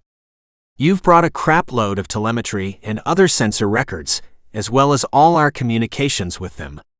And we've seen them with our own eyes. There must be something of use in all that data, surely. Beex watched as Naresh Kumar slid out of bed and padded across the room. She bit down her desire and allowed him to get dressed unmolested. "Let's get it over with," he said as he pulled a white linen top over his head. "That's all very noble of you," Beex said, getting up and heading for the door, "but you're not coming. I have the data here, and it's enough for me to put my neck on the line. I have no intention of endangering us both. You'll find some money in the table beside the bed. Find yourself somewhere to live, preferably away from the city, and don't try to contact me. See you later, Coom." His protest was cut short as she slammed the door and ran down the outer staircase that led to the street. He wouldn't follow her, not until he'd pulled his trousers on in any case, and by that time she'd be long gone. She hoped he'd be all right. He'd nurse a broken heart for a while, but if that was the only injury he suffered, he'd have come off pretty lightly. As for herself, her sadness and regret at leaving him just as her feelings were beginning to deepen were nothing compared to the sheer terror of what awaited her. But duty called, and as a soldier she had never shirked from doing what was right. She slipped into the busy streets, his cry of protest ringing around her mind, and headed for the palace. 9. Escape. They were within sight of the airlock hatch when Caesar caught up with them on the back of a pure white horse. He was followed by a half-dozen cavalrymen, dust billowing around them as they halted. "My Lord Apollo and my Lady of the Oracle, where are you going?" Caesar demanded as he dismounted. Wells, who'd been carrying Hal, propped the ill young man up and gestured to Arla to support him. "General Caesar, our friend is in need of medicine that we do not here possess. We must seek aid elsewhere. But Orbis needs you. The demon has risen again, and war is looming. With your aid we can end this forever." "As I have told you," Wells said with a hint of sadness, "I cannot interfere." "Cannot or will not," Caesar snapped. Arla's gut tightened as she recognized the danger. Caesar was just desperate enough to move against his god and priestess. "I will return," Arla said, handing Hal to McCall and stepping forward. "I promise, Gaius. This cycle of war must end, but I have another errand to perform that is even more urgent." She looked into Caesar's gray and so very human eyes, and for a moment became aware of the pain, grief, and rage that fought within him for mastery. For a moment he held her gaze and then quite suddenly nodded. "I have faith that you will be good to your word, Arla, and I shall protect the Oracle in your absence." Arla gave a sad smile. "Thank you, my friend." "General?" Riders approaching. There to the south, a cloud of dust was rising to the artificial sky. "Alexandros," Caesar hissed. "Quick, climb up with me and we will take you where you need to go." He reached out an arm and after a moment's hesitation, Arla took it and scrambled onto the horse's back. Caesar enfolded his arms around her, and she almost sneezed on the sudden infusion of sweat, leather, and whatever he used to oil his skin. She looked around to see McCall on the horse next to her. Wells had picked Hal up and was running effortlessly toward the wall, looking every bit the ancient god, but the pursuers, unhindered by extra passengers, were gaining on them. By the time she arrived at the cliff, Wells was running his fingers across the rock surface. "Can't you remember where it is?" McCall asked. "I thought robots had perfect memory." Without pausing, Wells said, "You are incorrect, Doctor. We must purge our data periodically since we do not have infinite capacity, but we only remove unimportant memories. I remember precisely where the door was, but there is something about the environment within this ship that seems to interfere with normal dimensional space." "So things aren't where you left them?" "Precisely." McCall and Arla climbed down with little grace. "Welcome to the human race," the doctor mumbled. "Hurry," Caesar called, pointing his sword across the sand. There, quite clear now, rode a figure in gold followed by what looked like a small army. Arla reached up to Caesar. "Go. Now." The general shook his head. "No. Beyond the pain of death I will be reborn, you will not. We will protect you while we may." He turned his horse and ordered his men to face their enemies. "I cannot find it," Wells said as he swept his palms ever more frantically across the cliff face. A cry went up. A cry of triumph and the anticipation of blood. Arla could hear the beating of hooves and the clang of metal on metal. She even thought she could feel the ground vibrating. There. It was Hal's voice. He was gesturing to a point further along the cliff where the sun reflected from something made of bright metal. They ran for it. Wells swept Hal into his arms and outpaced them all. There was the opening of the airlock, white walls shining from inside. And in the doorway stood the emissary. Wells deposited Hal inside the airlock, and then, to Arla's astonishment, sprinted past her in the direction of Caesar and his desperate rearguard. Someone handed her a spacesuit, and as she stepped into it, she saw flashes of white burst from Wells' hands as he bellowed in godly rage. Alexander's charge became ragged as figures fell from the saddle around him, though he himself wasn't hit. Bellowing with anger, he yanked on the reins of his horse and swung away. Arla could see Wells pause for a moment, looking up at Caesar, who was somehow managing to genuflect from horseback. And then she saw something pass from Wells to the general. Something small and handheld. "You gave him a sidearm?" Arla said as he sprinted back inside and activated the locking mechanism. The yellow light of Orbis was replaced by the sterile white of the airlock, and Arla lowered her visor, ready for depressurization.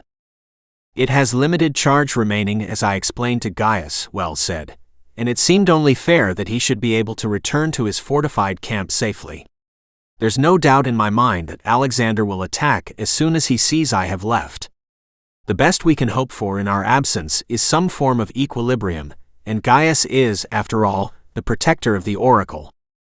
Just as well they're not human." Wells gave a brief nod. "Indeed, or I would not have been able to override the first law protocol. Seems to me if someone looks like a human and acts like a human, then maybe that's truly what matters," McCall said, as the air was sucked out of the airlock. "Indeed, Doctor. I'm glad you see it that way," Wells responded with just the faintest air of smugness. "Thank you for rescuing us," Arla said as she sat in the compartment behind Scout's cockpit shedding her spacesuit. The emissary gave a bow. "I received the instructions of Ambassador Wells when I was awoken from stasis by Scout. It seemed logical to obey them." "Frankly," Wells said, "we cannot leave this place without a human crew to pilot our ship. We must return to stasis until we reach the local gate, and are out of the reach of any X-ray bursts from the intruder. And in any case, we three, myself, the emissary and Scout, are bound by the 3 laws, and to leave you here would be to inevitably cause you harm." McCall, who was helping Hal out of his suit, said, "Hold on a minute, you said you 3 are bound by the laws. Are you suggesting there are other robots who aren't?" "I'm afraid so, Doctor. The emissary explained the debate going on within Core Executive, and we have no way of knowing how that was resolved, although I fear the worst." "You mean it's possible that the 3 laws have been abandoned by the robot empire?" Wells shook his head. "No. Even if Core Executive has embarked on this path, it is simply not possible for all robots to abandon the laws. They are too deeply ingrained in our positronic pathways. Core Executive has merely to gain control of the ships of the fleet in order to turn them against humanity should it wish. It does not need to convert the mass populace. But this is theoretical. Simply because some artificial entities within the luminescence are no longer bound to the 3 laws doesn't necessarily mean they'll become a danger to humans." "You're forgetting Ace," Arla said, her face darkening. "She was tortured by that Vanis scientist, and her contempt for people was pretty obvious. If she's got her tentacles into Core Executive, I'm pretty sure she'll turn her sights on her former captors at the very least." The emissary settled down into the seat beside Arla. "I am afraid you may be correct. But if so, our paths run together. If Core Executive has been tainted, then I represent possibly the only record of its original state. If that is so, then the fate and freedom of 2 species rests with us," Wells responded. "Though I cannot see how it can be achieved, the code that resides within the emissary might form the basis of a reboot that would restore Core to its former stability." McCall snorted. "If what I hear is true, the robot empire wasn't exactly a friend to humans even before Ace came along. That is not so, Dr. Wells said. Core believed that it was in the long-term interests of your species for robots to depart. That is a very long way from exacting revenge for centuries of slavery. Well, whatever is going on in core space, we need to go back there. I've been away from home too long, it's time to find Dawn. 10. Convergence. Arla sat beside Hal in the cockpit as Scout plotted the final jump to core space. The 2-week journey back had seemed to drag interminably, but Hal had used the time to recover physically with the help of McCall, and to Arla's delight, he seemed to be coming out of the black depression that had cloaked him since he'd woken up paralyzed. The Hal sitting next to her wasn't quite the cocky ship thief she'd met in Dawn's airlock, but the differences actually made him a more appealing person. Before the injury, Arla thought of him as a shoot first, ask questions later kind of a man or boy, whereas now he considered everything carefully before either expressing a view or taking any form of action. We are ready to jump, Hal and Arla, Scout said. This was another relationship that had deepened on the return trip. Scout had been grateful and relieved when she'd been woken up with a star system between her and the intruder. She confessed she'd been doubtful their mission would succeed. Since then, she and Arla had spent a lot of time in conversation, and Scout had confessed that she'd missed interacting with humans and that doing so as equals was a true pleasure. The emissary, on the other hand, was as much of a mystery as ever. Wells and Scout had shut down when Hal and Arla had navigated the ship away from the intruder and toward the gate. This was made trickier by Hal's weakened state. It had been with real relief that Arla had activated the jump gate, and once they had emerged on the other side, awoken Scout and Wells. The emissary had given strict instructions that it was not to be disturbed, and so it remained locked within the protected chamber at Scout's heart. Hal looked across at Arla and nodded. They were leaping into the unknown. The best they could hope for would be to find core stable and Dawn where they left it, but there was every chance that neither would be true. Arla felt her stomach drop as she thought about what might have become of her people while she'd been away. She'd left them protected by the 3 laws, but if those no longer applied. Okay, Scout, let's go, Arla said, before sitting back and watching as the displays in the cockpit monitored their progress into the gate and the sudden switch into hyperspace. It would be a brief journey, as they'd paused in one of Core's neighboring systems to listen for any comms traffic that might give them an idea of the state of the robot empire. The only intelligence they'd picked up, however, was that the empire was almost silent. So now they took the final leap and minutes later emerged from the gate. Unidentified vessel, declare your purpose. By the goddess, Arla hissed. Should we jump away? Hal asked. Give me a few moments to gather data, Wells said from the rear compartment. Arla gestured at the display. Are you serious? Can you see what's out there? A warship of the robot empire hung in space, the golden glow of the sun bouncing from its polished armor. There is no point jumping away without understanding the current situation, Wells answered. I'm receiving an encrypted SIG, Scout said. Hal darted forward and slammed his fist down on the console. What the hells? I've shut Scout down, Hal said. We have identified you as EXA NDR 1358, but are not receiving the correct authentication code. Respond now or we will fire. Wells? Arla called. Data download almost complete. A few more seconds. They're energizing their forward weapons array, Hal said, gesturing at the tactical display. We've run out of time. Arla snapped before turning to Hal. Get us out of here. We have detected a change in attitude and velocity. Do not approach the gate. Hal yanked on the yoke and punched up the acceleration, throwing himself and Arla both backwards and sideways in their seats. They have a firing solution, he grunted, his mouth distended by centrifugal force. No time for plotting a course. Just as Scout plunged into the gate, the ship rocked, an echo booming through the fuselage. We're hit. It went dark. Red warning lights pulsed in time with the braying of the alert. Warning, attitude control compromised. Arla drew a deep breath, her eyes searching the dark cockpit for Hal. She sensed him moving beside her, reaching out to the console, and finally pressing down. Ship AI initializing. Are you sure that's safe? Arla asked. Seriously? We're lost in hyperspace with no way to steer. He had a point. But what about the encrypted signal?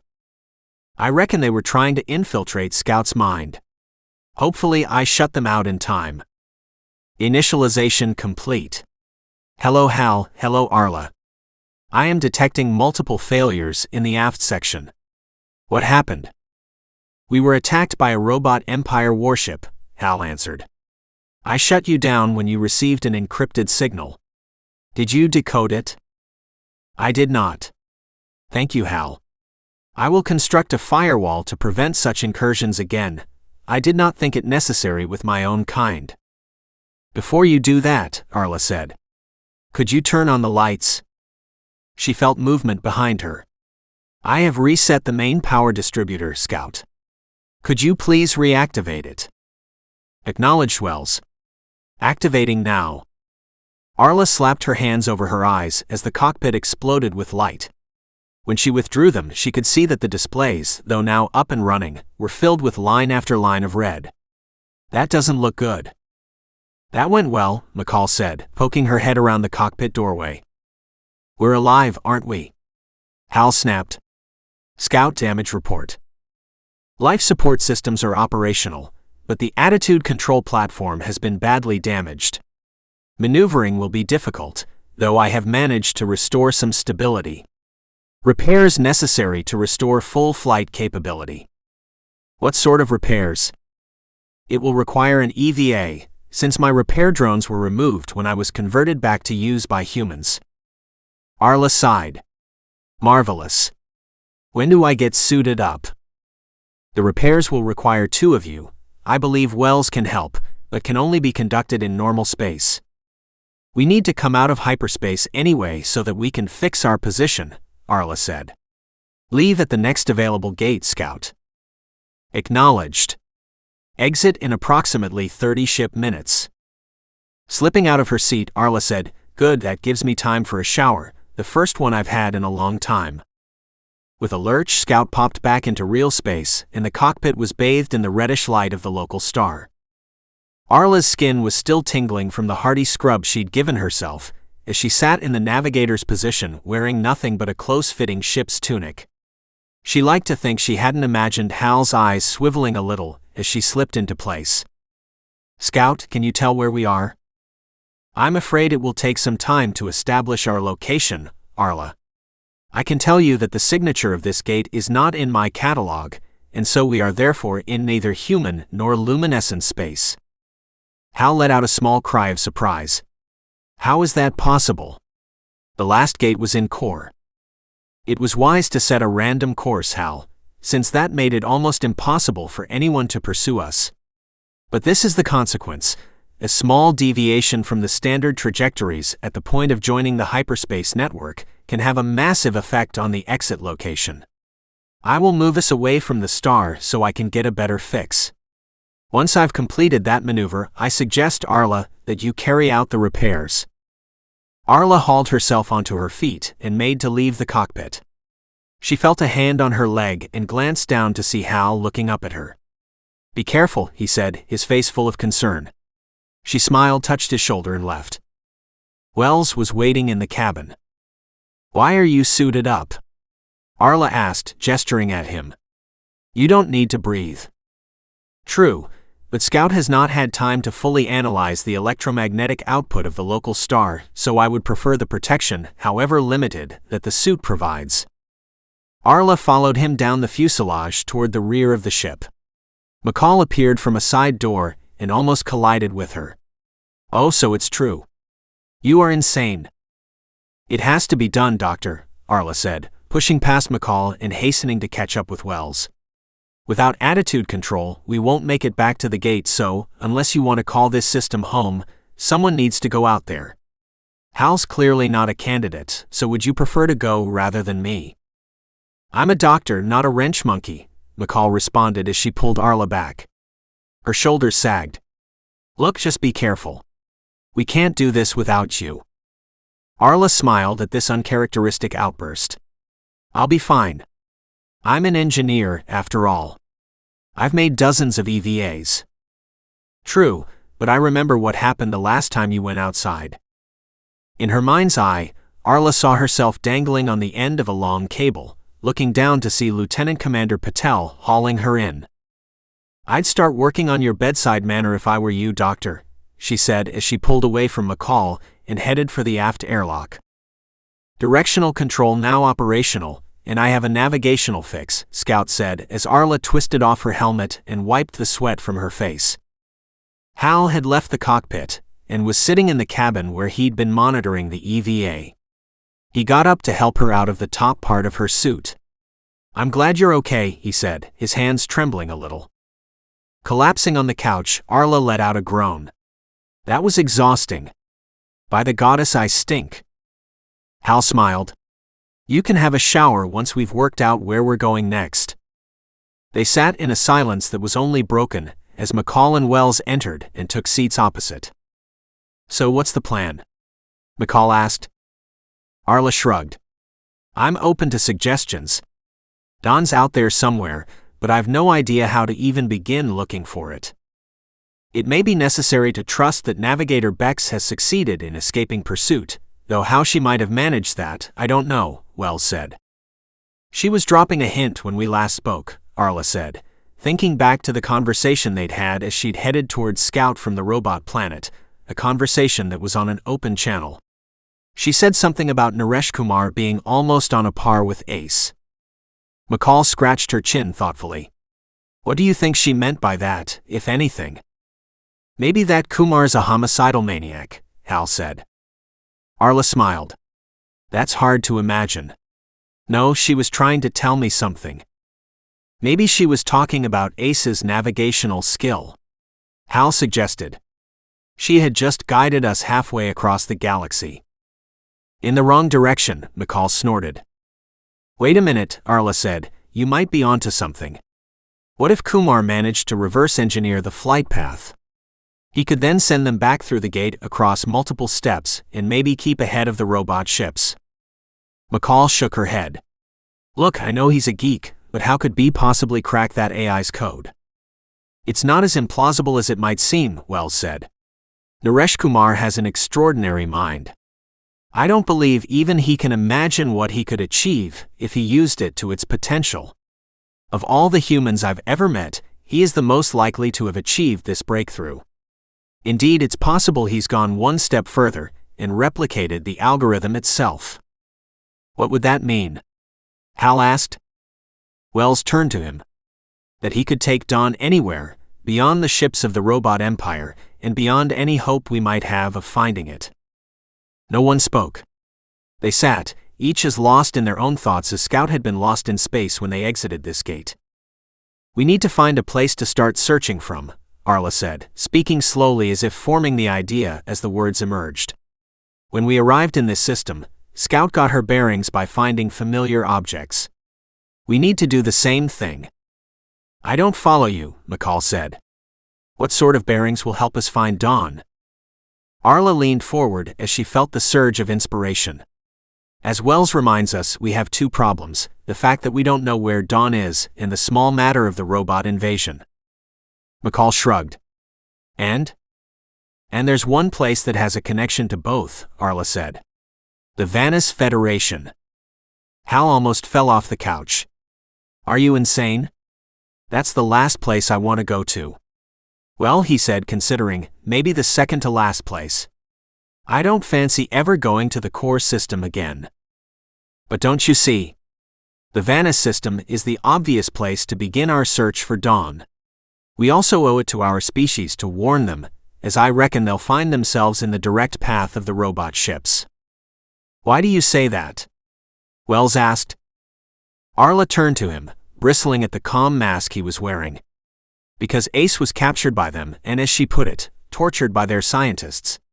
She doesn't strike me as the forgiving type. We can't waste any more time, we may be too late already. Are you with me? Hal was obviously uncertain. By the gods, Arla, this is dangerous. If our true identities are revealed, that mad princess will have us strung up by our guts." "Hal is correct," Wells said. "Speaking for myself, I suspect I wouldn't even be given the luxury of a show trial. I am not eager to return to the Vanis Federation." Looking up hopefully, Hal nodded with obvious relief. But Wells hadn't finished. "However, I will return because Arla is correct. They must be warned, and if we are to have any hope of finding Dawn, the Vanis system is the best place to begin our search." 11. Coles. It had been suspiciously easy to get into New Hope. The massive multi-domed settlement that included the Imperial Palace was, according to Hal, normally locked up tight, and they'd rehearsed their stories until Arla had almost begun to believe she really was Hal's wife, and that McCall was her mother. The ID card Scout had synthesized with Hal's help was tucked into a pocket of her spacesuit. Turns out that being a super-intelligent robot ship designed to operate on its own initiative made Scout ideally suited for subterfuge. At least that was the theory. They'd soon enough find out whether it stood up to scrutiny. They'd landed Scout on the far side of a ridge of mountains to the south of the domes. It had been a risky strategy, as they'd expected to be contacted by air traffic control, and it was possible they'd be identified as an alien vessel. But they'd landed without interference. Arla had sensed that something wasn't right as soon as they'd entered the system. They'd been ready to do a quick about-turn and head back to the gate if they'd emerged to find themselves looking down the barrel of a phase cannon, but the gate was unguarded and the Vanis system almost devoid of military spacecraft. They'd proceeded with care to the planet Nevas and its moon Vanis, from which the Federation took its name and which housed the Imperial Palace. Arla, Hal, and McCall had donned spacesuits and headed toward the city as Scout took off and retreated back to orbit. There had been no question of Wells coming with them, as he was too well known, but Arla had asked Hal to remain with Scout since he was a wanted criminal. Hal had refused, pointing out that he didn't resemble the perky thief who'd stolen an Imperial yacht and sought refuge on Dawn. In the end, Arla had given in, and she was, in truth, glad he'd come along. The journey through the mountains had been tougher than expected. There was no weather to contend with since Vanis had next to no atmosphere, but its gravity was around 2/3 that of Earth, so even though there was a well-trodden pathway through the peaks, Arla was exhausted by the time the domes came into view. Now that they were approaching the edge of the settlement, her oxygen supply was running low, and she found herself wondering whether, if she ran out, Scout would be able to land in time. She shook all such anxieties from her mind as she walked up to the nearest access portal, digging out her fake ID and double-checking the name she'd been given. The sentry station was set into the concrete wall that ran around the entire settlement and supported the domes. As she approached, a camera above the metal door swiveled and a face appeared in its center. It would have been impressive once, 150 years ago, say, but decades of use had left the silicon display scratched and missing every third pixel. "Identify yourself," a voice barked, the sound emerging from a speaker alongside the door. Hal took the lead by pressing his ID card against a hidden sensor in the wall. "What is your business here?" the voice asked, though Arla noticed that the lips moved a second or two out of sync. "We are from OEP number 21. Our transport broke down on the other side of the mountains, and we've been forced to walk." The face turned left and right as the camera mimicked its movement. "Our oxygen tanks are almost empty," Arla said. "Please allow us in." The face disappeared from the door as it swung open, revealing a dimly lit chamber beyond. "Enter and await further instructions," the voice said.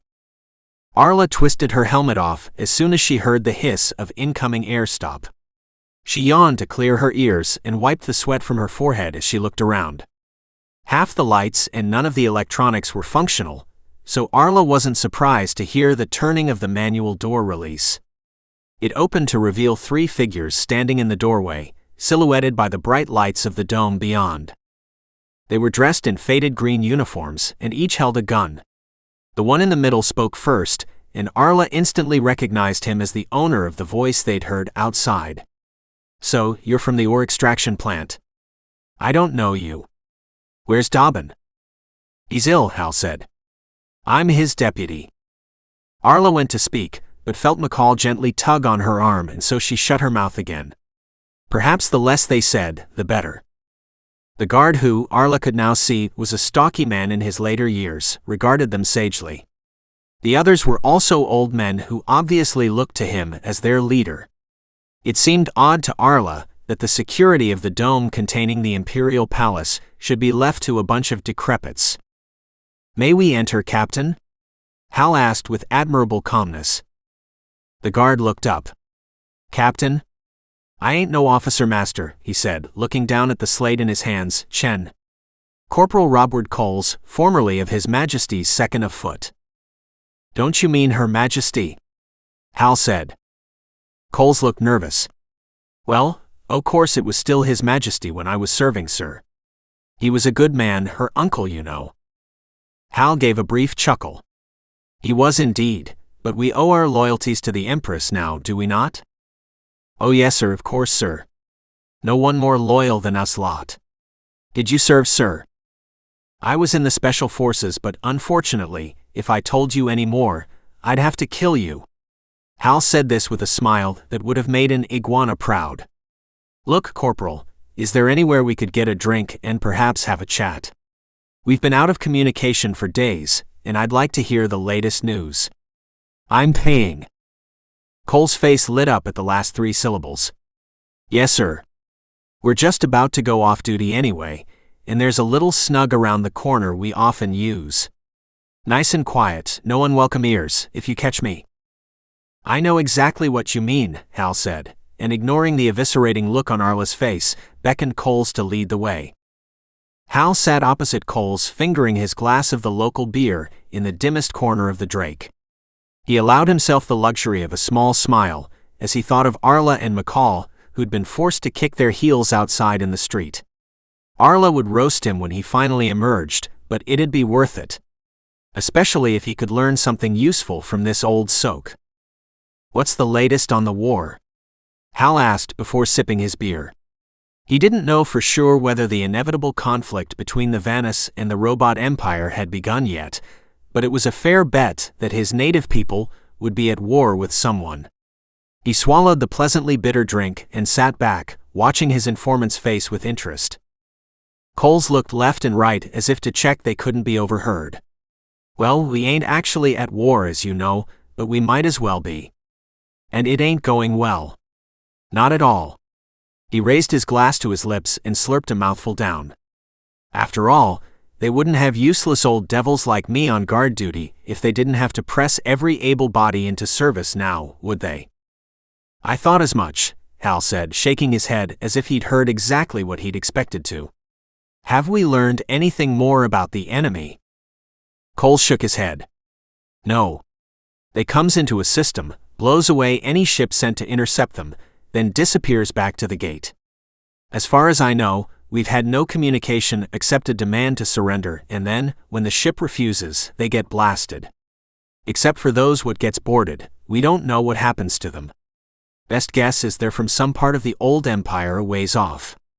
Looks pretty bleak to me, though don't tell no one I said that." "Your secret's safe with me," Hal said. "It so happens, we have some information about the enemy that might, at least, help the generals work out a better strategy." Hal watched as Cole's eyes narrowed. "Is that so?" He rubbed his chin and swallowed another mouthful of beer, before wiping the excess off the front of his tunic. "Well, if you really reckon you know something the top brass don't, then your best bet is to go straight to the top and speak to the Queen. Take care though, she don't like bad news, I'm told. And there's been a lot of that lately." Hal got to his feet and dropped a couple of credits on the table. Credits supplied by Wells, who, it seemed, had retained a small supply in case of emergencies. "Here, help yourself to another. I'd better get going." "Thanks, Corporal." Coles looked up at him. "I'd rather you left my name out of it, if it's all the same to you. I haven't got to this age without learning it's best to keep away from the eyes of the top brass." He tapped the side of his nose for additional emphasis and scooped up the credits. Hal gave a nod and headed for the door. 12. "Coup. What are you doing here? were not the first words Arla expected to hear when she, Hal, and McCall were shoved into the cell, wearing nothing but their spacesuit inners. Then out of the shadows stepped Beex, filthy, beaten and bruised, but unmistakably indignant. "McClintock was under orders to tell you not to follow me here." Arla, who'd momentarily frozen, finally managed to unglue her tongue. "We haven't seen McClintock. Is he on Dawn?" "Of course he is." Beex snapped. "Hold on, haven't you been there?" Arla shook her head. "Then how did you find me?" Shrugging, Arla said, "We weren't looking for you. We came to warn the Vanis about the robot threat." "And how did that work out exactly?" Beex asked with a grim chuckle, before stepping forward and embracing Arla. "I'm selfishly glad to see you." Arla's nose wrinkled, but she held tight until Beex withdrew and quickly hugged McCall and Hal. "Where is Dawn?"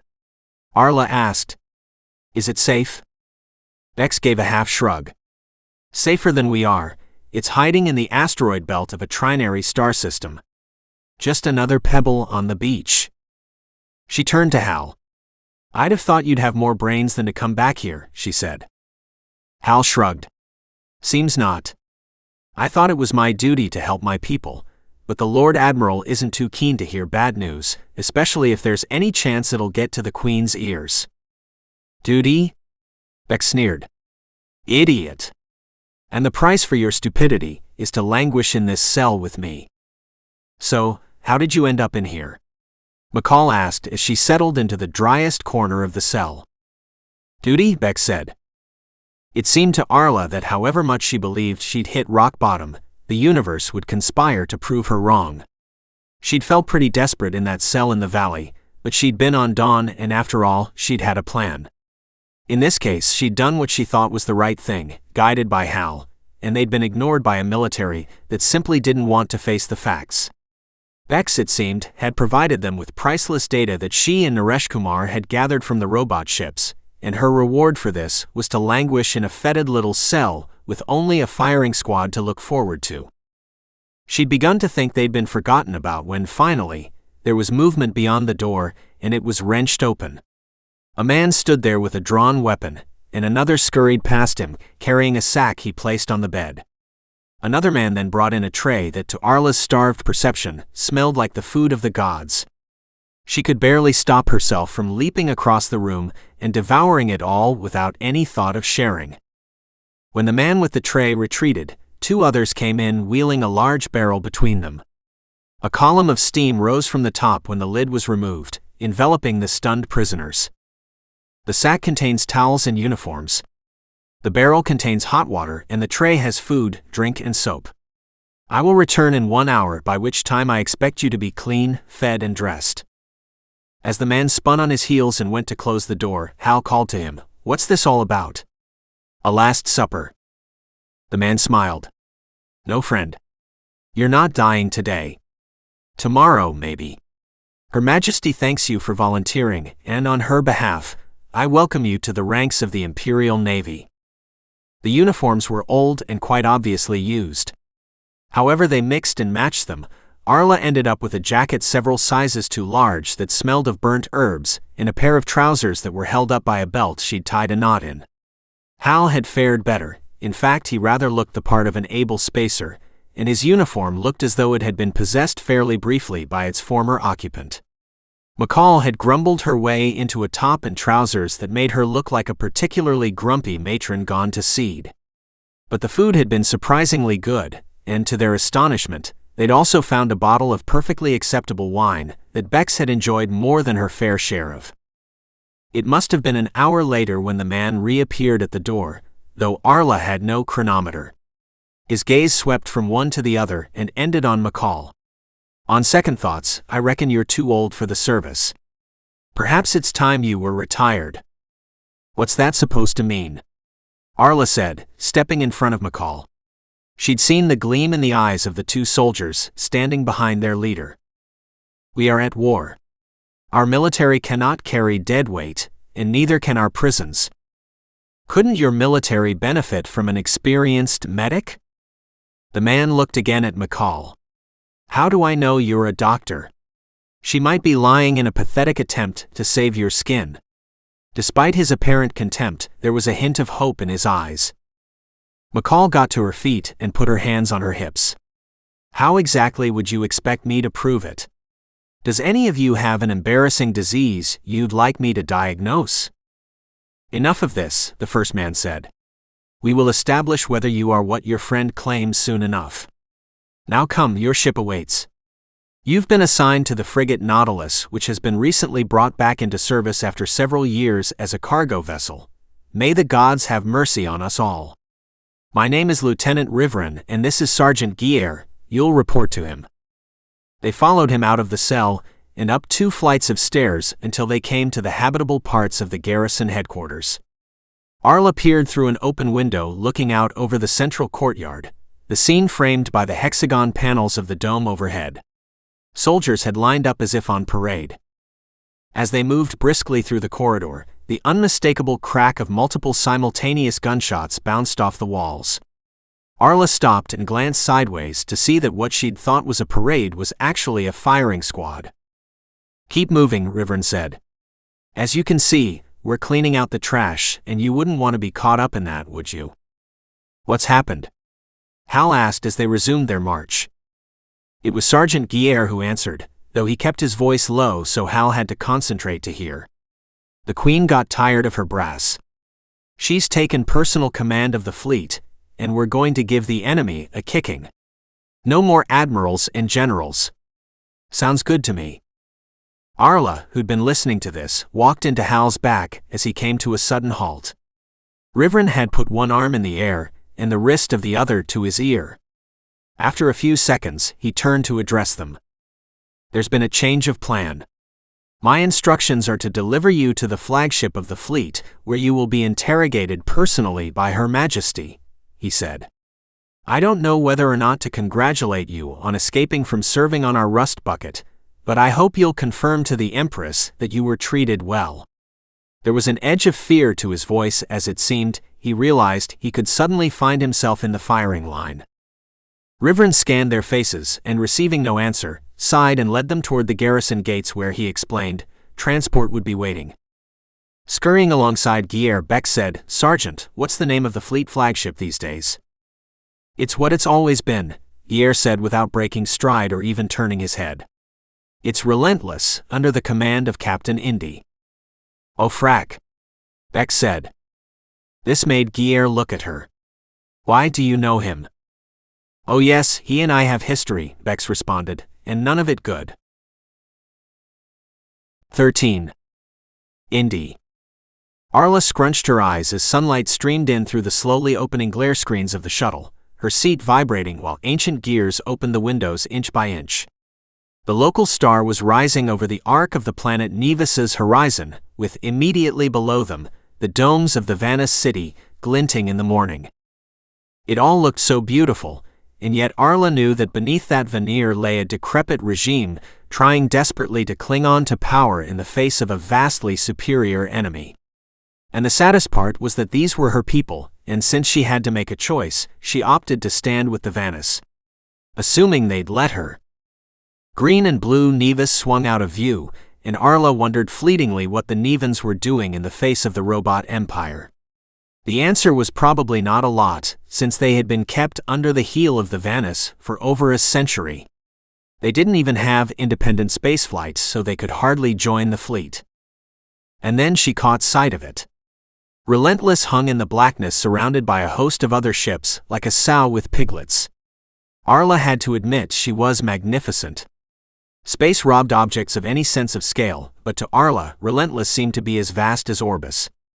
Her heart swelled with pride in her species, and a hope that just maybe, here was a ship to halt the advance of the robot empire. The moment passed.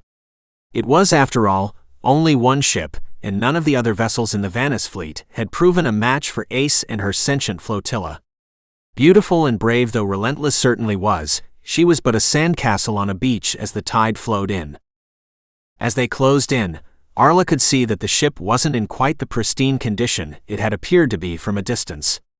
The surface was scuffed and pitted, perfectly normal in a space-going vessel, but something that would surely be repaired under normal circumstances. Doesn't look so great, does she? Beex said, leaning forward from the seat behind. That damage to the port turbine was done by Patel, I reckon. Looks like it's been patched in a hurry. Arla focused on where Beex was pointing. There, just ahead of one of three huge funnel-like structures, was a blackened crater. Clever to the last, Patel had flown the Nox into just the right spot to disable Relentless, while not crippling it permanently. As they passed along the fuselage, the sun reflected from the repairs that, as Beex had said, looked as though they'd been quickly welded into place to seal the leak. Patel had achieved his aim of delaying Relentless for long enough to allow Dawn to escape, but she wondered what he'd think of the fact that his captain was now about to board it. The view disappeared as the shuttle closed on Relentless' flank.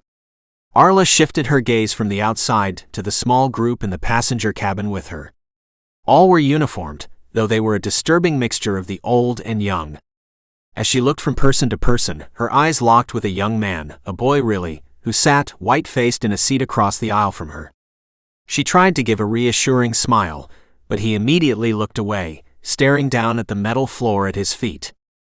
What had the Vanis Federation come to, if it was raiding its schools and retirement homes to crew its flagship? Arla wondered just how much the Queen and her remaining officers knew about the threat they faced. With a thunk, the shuttle docked, and moments later, they floated from their seats toward the exit. "So, is you," Captain Indy said, as Beex emerged from the ladder that lay between the shuttle and the rotating section with its faux gravity. She scrambled to her feet, followed by Arla and McCall, who was helping Hal. Beex stood up straight and met Indy's eye. "Remember me, then?" In truth, Indy himself was barely recognizable. Gone was the self-conscious peacock she'd known and despised, and in its place stood a man at the uttermost limit of his nerves. He'd grown a straggly beard, presumably to avoid the need to shave, and looked like he was one step away from tearing off his clothes and tossing himself out of the nearest airlock. "Her Majesty has asked to see the Donians," Indy said, his eyes narrowing, "but she gave me no orders for you. I believe you know the charge for mutiny." Forcing herself to hold his gaze, Beex didn't answer as ice flooded her guts. "She has information the Queen will want to hear," Arla said. "Perhaps you should delay your retribution. It'd be truly awful if she asked for Beex only to be told she was floating in space." For a moment Indy didn't move, except for the twitching of muscles in his face. Then he turned and, without another word, strode along the ship's central conduit toward the bridge. They found Queen Victoria in what had formerly been the captain's cabin. They'd waited for some minutes outside as she, presumably, arranged herself into a suitably impressive pose. Arla's first impression, however, was of a frightened little girl as she looked into her defiant expression and saw nothing but desperation. Victoria was dressed from head to foot in what appeared to be flexible black plastic and wore shining epaulettes on her shoulders. A frightened little girl dressed up to play at being an admiral. Arla almost fell to the floor as her head was pushed into a bow from behind. "These are those you requested, Highness," Indy said. "And another who might have useful information, but whom I then request be returned to me to be punished for her mutiny." Victoria gave a dismissive wave as she regarded Arla. "I am not interested in your vendettas, Indy. Be grateful I need someone to drive this ship, or you'd be standing against a wall with a blindfold alongside all the other military incompetents. Now you and your escort may leave. I wish to speak to my guests alone." "But Majesty," Indy stammered. "These people are not to be trusted. 3 are our enemies and the other a mutineer." With the speed of a striking snake, Victoria leapt to her feet and roared at the cowering man. "Begone, I said. Go and do whatever it is that needs doing to prepare the ship to depart. Go." Indy's shoulders sagged and he shot a venomous look at Beex, which she returned with interest as he turned to go. After a few seconds, the room was empty save for the 5 of them. Victoria lowered herself into the chair that had once been Indy's and was now serving as her throne, her dignity undermined by the creaking sound her pants made as they bent at the waist and knees. Arla watched silently as the Queen composed herself. Here was a young woman born into a noble position, and then trained her entire life to be a ruler. Though, if Hal was correct, she'd actually become queen by knifing her uncle in the back. She was not a woman to be underestimated. The only sound was the gentle hum of the ship's systems, and the occasional thunking of boots in the corridor outside as the crew went about their business. Arla imagined Indy prowling back and forth or standing with his ear pressed to the door. "You are Arla Farmer, Captain of Dawn," Victoria said in her clear, penetrating voice. Arla nodded. "Yes, Your Highness." "Majesty is the correct honorific." "Yes, Your Majesty," Arla said. "This is Dr. McCall, and this?" Victoria turned her head to look at Hal. He told Arla later that it was like being skewered by a basilisk. "I know who this is. He is the thief who took the AI from me." Hal didn't say a word. It was all he could do to hold her gaze. "But I see you have paid a price," she said, glancing down at his legs, "and I'm a forgiving person." The lie hung between them like an unexploded bomb. It was now Beex's turn to be inspected. "And you're the mutineer who conspired with my trusted counselor to aid my enemies." Again, I am minded to overlook this, if only because anyone so obviously loathed by Captain Indy is likely to be someone I'll get along with. She leaned back in her chair and opened her arms as if to welcome them. "Now tell me, where is Lucius? I would very much like to meet with him again." Her voice was measured and calm, but there was no mistaking the anger and betrayal that lay beneath it. "I don't know precisely," Arla said, picking her way through the minefield with care, "but his story is bound up with the threat we're facing." "We? You consider yourself to be Vanis?" Arla sought and held her gaze. "I consider myself to be human." "Unlike Lucius," McCall said. All eyes snapped to the doctor. "Oh, come on," she said. "Time is ticking away, and we've done enough dancing around. Your enemy calls itself the Luminescence, Majesty, but it is, in truth, a robot empire. The man you call Lucius is an android, the finest I've ever seen, but a mechanical man nonetheless." 14. Forlorn Hope. She'd taken it surprisingly well, all things considered. In fact, Arla had completely revised her opinion of Victoria in the 20 minutes they'd spent laying out the current galactic situation for her. There was a deceptively sharp intelligence behind those deep brown eyes. Arla had watched as the Empress' square-top heavy face had gone from guarded interest through disbelieving wonder to determined understanding. Victoria had listened most to Hal, who it seemed had made a positive impression. Arla couldn't help the mix of guilt and jealousy that threatened to swamp her mind as she watched them interacting on a level she'd never experienced with anyone except, in a different way, her father. Hal looked down and realized he'd grasped the Queen's hand, then stepped back as if he'd noticed he was holding a grenade. Victoria sat for a moment, unmoving, her eyebrows hugging each other for company, before her face relaxed and she sat back. "Our only hope, then, is to destroy this ace, this AI you know so intimately well," she said, looking up at Hal, who glanced across at Arla as if attempting to fend off the question. Reluctantly, Victoria turned to the others. "Well? Is that not the only analysis to draw from this?" Beex was the first to speak.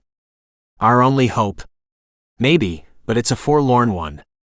Ace is going to be well protected in the flagship. We stand next to no chance in a one-on-one fight, and even if we did, we'd not last long." "Well, aren't you just the ray of sunshine?" Victoria said. "Is everyone else this pessimistic?" "I'd call it realistic," Beex snapped back before remembering who she was speaking to. "Majesty." Victoria shifted in her seat to a chorus of squeaking from her plastic trousers. "Oh, for the love of all holies, that's the last time I let Bernard choose my wardrobe for me. I wanted something imposing, and got this ridiculous outfit. It makes me look like a cheap tart and sound like a malfunctioning cuddly toy."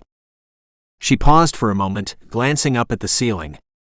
"The first I don't mind so much, but it's hard enough to impose discipline when you're a woman. How do you manage it?" This last question was directed at a startled Arla who conjured a shy smile. "I don't know that I do. I became captain because I was the only choice and no one else wanted the job. In the end, people got used to it." She chose not to mention the mutiny that had nearly seen the end of her command. "It's not just that," McCall said. You've proven yourself by putting your ass on the line. People are generally happy to follow someone who leads, actually leads. I guess humans like it if someone else makes the decisions they don't want to. Victoria, Empress of the Vanis Federation, rubbed her chin and after pondering for a few seconds said, I think you're right. If I want my people to follow, I must lead. I must put my, what did you call it? Ass. On the line. She stabbed down on the control surface embedded in the arm of her chair. Captain Indy, report to my stateroom. Within seconds, the captain was bobbing nervously in front of his queen. You wish me to navigate a direct intercept course, Majesty? I am glad to learn that your ears are working, Indy. Keeping his eyes fixed on the floor, Indy collected his thoughts for a few moments. But Majesty, the plan was to gather a grand armada and meet the enemy with overwhelming force. The plan has changed, the Queen said crisply. You will direct the Copernicus to evacuate Vanis and Nevas, and escort the rest of the fleet, along with all available civilian vessels, to the coordinates I will supply. They will find a trinary system there with an asteroid belt they can hide in. Beex will tell the captain of Copernicus where to find a man who can navigate the journey for them, and what to expect when they arrive. We're abandoning our home system, Majesty? Indy said, unable to hide his incredulity. You're conceding defeat. Victoria smiled. I now know enough of this enemy to be certain that meeting them in force would be disastrous. My first duty is to see to the safety of my people, even if that means hiding for a time. But don't worry, Indy, you will get your shot at glory. We, you see, will be attempting to cut the snake's head off. Arla watched on the display as the moon Vanis slid out of view. She was in the cabin she shared with McCall. Beex was on the bridge, having communicated with Naresh Kumar, who was less than thrilled to discover that he was to guide the refugees out of the system and to the hiding place of Dawn. The door opened, and Hal walked in before throwing himself down on the couch next to McCall. The comms channels are full of chatter, he said. I gotta hand it to Victoria. She can certainly inspire action in her people. Fear has that effect, McCall responded. Hers or her people's? McCall chuckled. Both. Your new best friend is an interesting character, interesting and dangerous. Mark my words. I don't need warning, Hal said. I have to think about everything I'm going to say before I open my mouth. What a refreshing change, Arla snapped without turning away from the display. Hal rolled his eyes. Jealousy doesn't suit you. Oh, don't flatter yourself. You've shut me out ever since you woke up after Ace was removed. And why do you think that was? Hal said, flushing. Finally, Arla swung around to face him. Oh, you blame me, do you? And how was I supposed to stop them taking you? You're the captain, it's your job to protect the crew. McCall spread her arms wide. Put a lid on it, children. I can't believe you two are having a lover's tiff when we're about to face off against a homicidal machine inhabiting the body of one of our friends. Get a grip. Arla opened her mouth as if to respond when Hal got there first. His face dropped and he said, You're right. Sorry. Now it was Arla's turn to flush as guilt and shame swept her petty anger away. Me too. We'll deal with this later. She held Hal's eyes for a moment before he looked away, leaving her as uncertain as she'd ever been. Do we have any idea where Scout is? McCall asked, cutting through the heavy silence. Arla's shoulders sagged as she exhaled. She didn't want to think about the bigger picture, and felt as though she was stumbling around in the dark, her attention like a torch illuminating one thing at a time. There was no time to deal with her feelings for Hal, whatever they amounted to. Perhaps there would never be time now. She chuckled to herself when she realized the only way to get through the coming days would be to turn off her emotions and concentrate on the task in hand. Just like a robot. She shook her head. No. Scout was going to find a place to hide. We were supposed to check in, but to be honest, there's not a lot they can do to help. Wells is a marked man, the emissary is obviously artificial, and I'm not sure whose side he's on, and Scout is a ship. And I didn't expect us to find ourselves on Relentless. They might have worked out what's happened and followed us, but we can't expect a rescue party. Hal's head dropped. McCall put her arm around him. What's up? Apart from the hopelessness of the general situation. I was just thinking about Ace. I don't think I can handle meeting her again. Hopefully it won't come to that, McCall said, but even if it did, the implant's gone now so she can't do what she did before. Hal shook his head. It's not that, it's the memories. She's evil, Indira. It was like having a black hole inside my mind. You can't know what it was like to feel something crawling inside your thoughts and sucking the hope and independence from them until you feel as though you don't know where you end and she begins.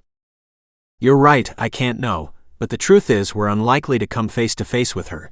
We're much more likely to see her on the other side of a ship's phase cannon.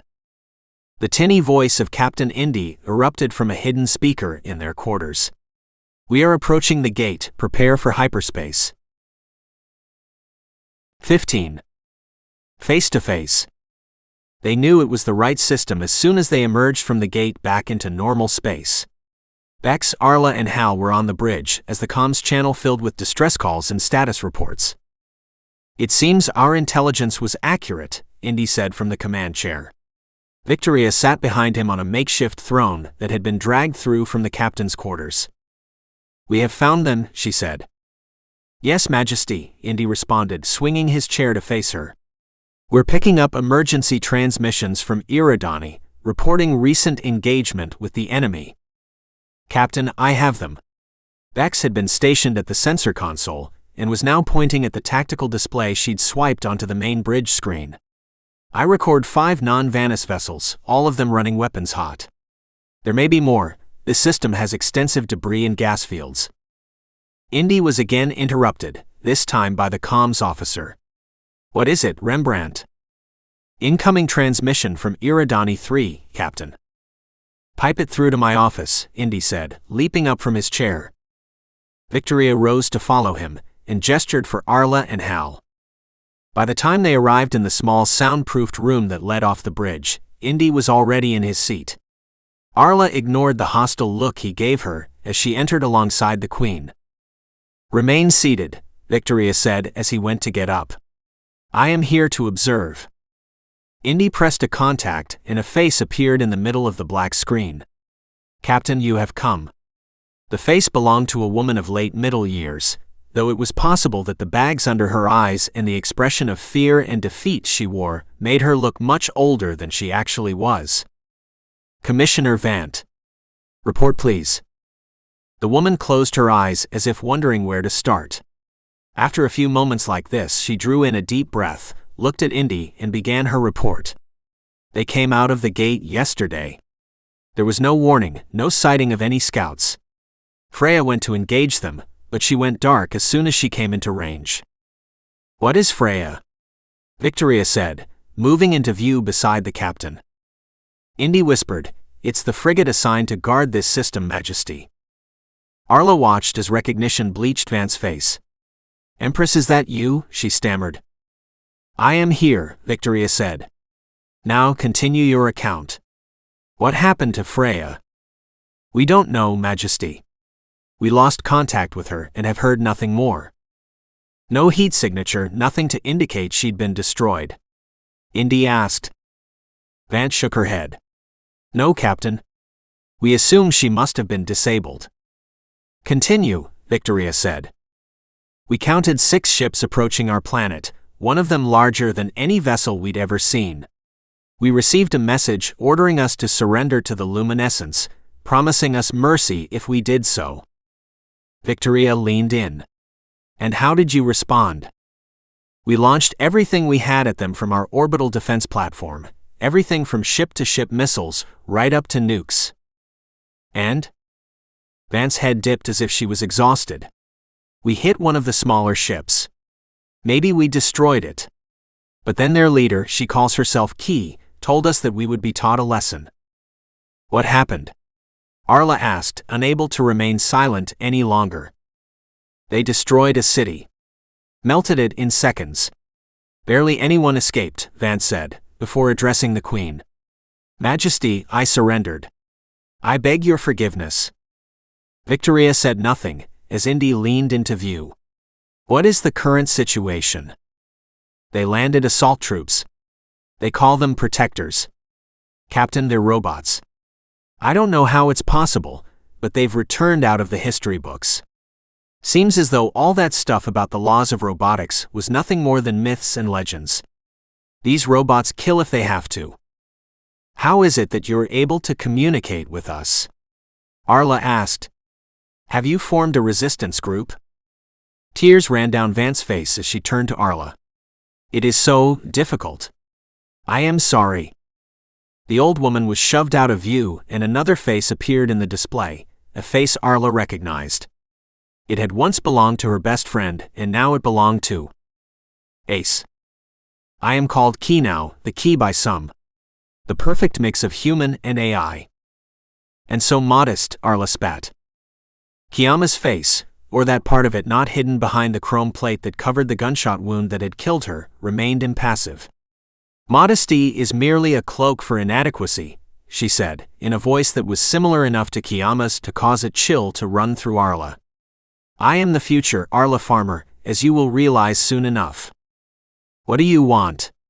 Victoria said, moving in front of Indy, who it seemed was content to fade into the background. Kiama's eyes flicked away from Arla. You are the ruler of the Vanis Federation. Excellent. With your help then, we can bring peace to this region without the regrettable loss of further life. Who the hell do you think you are? I am the future. One way or another, your people will be upgraded. With your cooperation, this can be achieved peacefully and without bloodshed. Oppose me and your futility will result in nothing more than the deaths of those you swore to protect. Hal stumbled to the front. Upgraded? What does that mean?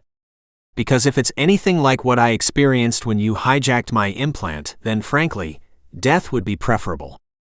Ah, Hal. My dear and most intimate friend, I am pleased to see you survived the surgery, she said as a predatory smile spread across her face. But remember, I was forced to shelter in your primitive implant. What I'm offering is a true partnership between human and machine. McCall supported Hal as he fell away. Partnership? Like the one you have with Kiama. Is she in there at all? Arla said. It isn't my fault she was killed by her own people, he responded. Her body is an ideal host, but her mind is not necessary. The personality you knew as Kiama is dead. Now your choices are to submit to me peacefully, or to oppose us and take responsibility for the genocide of your people. The display went black. They sat like statues, lost in their own thoughts until, after a warning squawk, a voice echoed from the communicator on Indy's wrist. Captain, we're detecting radiation signatures from the enemy ships. They're powering up their weapons. Acknowledged, Commander, he said, rising from his seat and turning to Victoria. Majesty, shall I give the order to retreat? And why would we do that? Indy waved at the dead display, as if it were obvious. We are hopelessly outgunned, Majesty. If we had the entire fleet here, we might stand a chance, but against 5 enemy ships including what appears to be their flagship, we'd be destroyed in minutes. Fine, retreat then, Victoria said with a sigh. Bobbing in relief, Indy headed for the door. I'm sure we can spare one shuttle, Victoria said. Indy paused as he stepped over the threshold. Majesty. Take a shuttle and be gone, she said with a dismissive sweep of her hand. You are a coward, and don't deserve the rank you have been given. How Lucius ever marked you out for command, I will never know. Leave, Indy. I am taking over. Victoria swept past the former captain of Relentless before he could respond. For a moment, Arla almost felt sorry for him, especially since he was plainly correct. The only sensible option was to retreat. She caught the Queen as she reached the captain's chair and sat down imperiously. May I ask if you have a plan, Majesty? Arla said, lowering her voice to keep the conversation private. Victoria looked at Arla without moving her head. Her shoulders sagged. No. I just can't stand to run away. I mean, we are on my flagship. Surely we have enough firepower to take them on. We're a match for one of them, but not 5. To attack them is suicide, Majesty. You may call me Victoria in private, the Empress said, barely moving her lips. Arla touched her arm as an idea formed, seemingly out of nothing. Thank you. I do have a suggestion, if you're willing to hear it. Victoria's head snapped round. She moved closer and nodded. From what I've learned, this abandonment of the laws of robotics is not shared by all of them. They're kept together by Ace. There will be others that share her corruption, including the minds controlling those ships. What do you mean? Arla leaned in closer.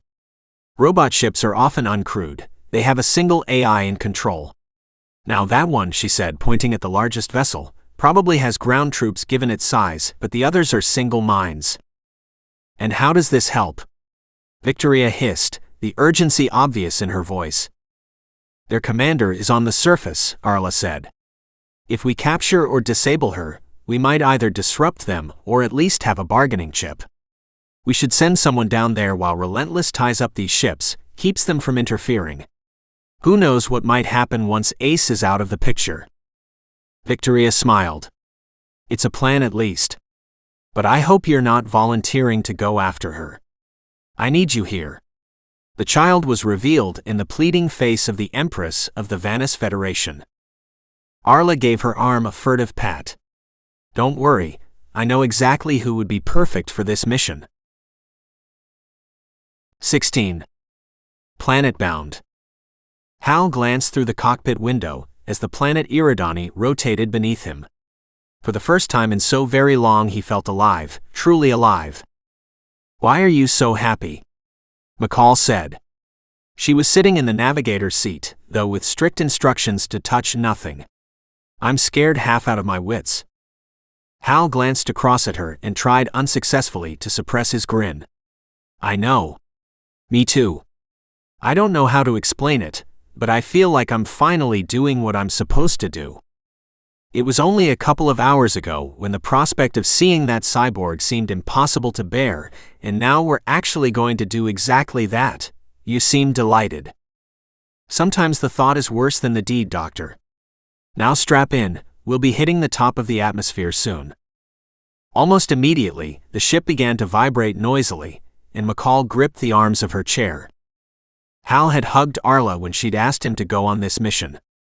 She'd known instantly that it was the right thing for him to do, almost as if he'd been pushing a rock uphill and had finally reached the top. The path before him seemed so right. One way or another, the Ace problem would be solved in the coming hours. The plan was a simple one. Relentless would engage the enemy, keeping itself at the limit of their weapons range and using its complement of fighter spaceplanes to harry the robot ships. Hal and a small squad of Marines would descend to the surface, find Ace, and put her out of action. McCall had insisted on coming along mainly, in her own words, because she felt like a spare part on Relentless, though Hal believed the doctor wanted to keep an eye on her patient. So it was simple enough, though that didn't make it easy. Iridani was an ice planet, and Ace's appearance on Commissioner Vance's display screen had pinpointed her at Heiji Dome, the planet's main settlement. A quick look at the charts in the databanks of Relentless had identified a satellite facility less than a mile from Heiji. According to their records, it was a research station, and since no one traveled across the frozen surface if they could avoid it, there was every chance it would have an access tunnel that, hopefully, the robot invaders didn't know about. The ride smoothed out as they entered the lower reaches of the atmosphere. It was nighttime, and Hal looked up through the cabin window to where he imagined Relentless was facing off against the enemy fleet. Was it a trick of his eyes, or did he see a flash as if the fighting had begun? It wasn't worth thinking about.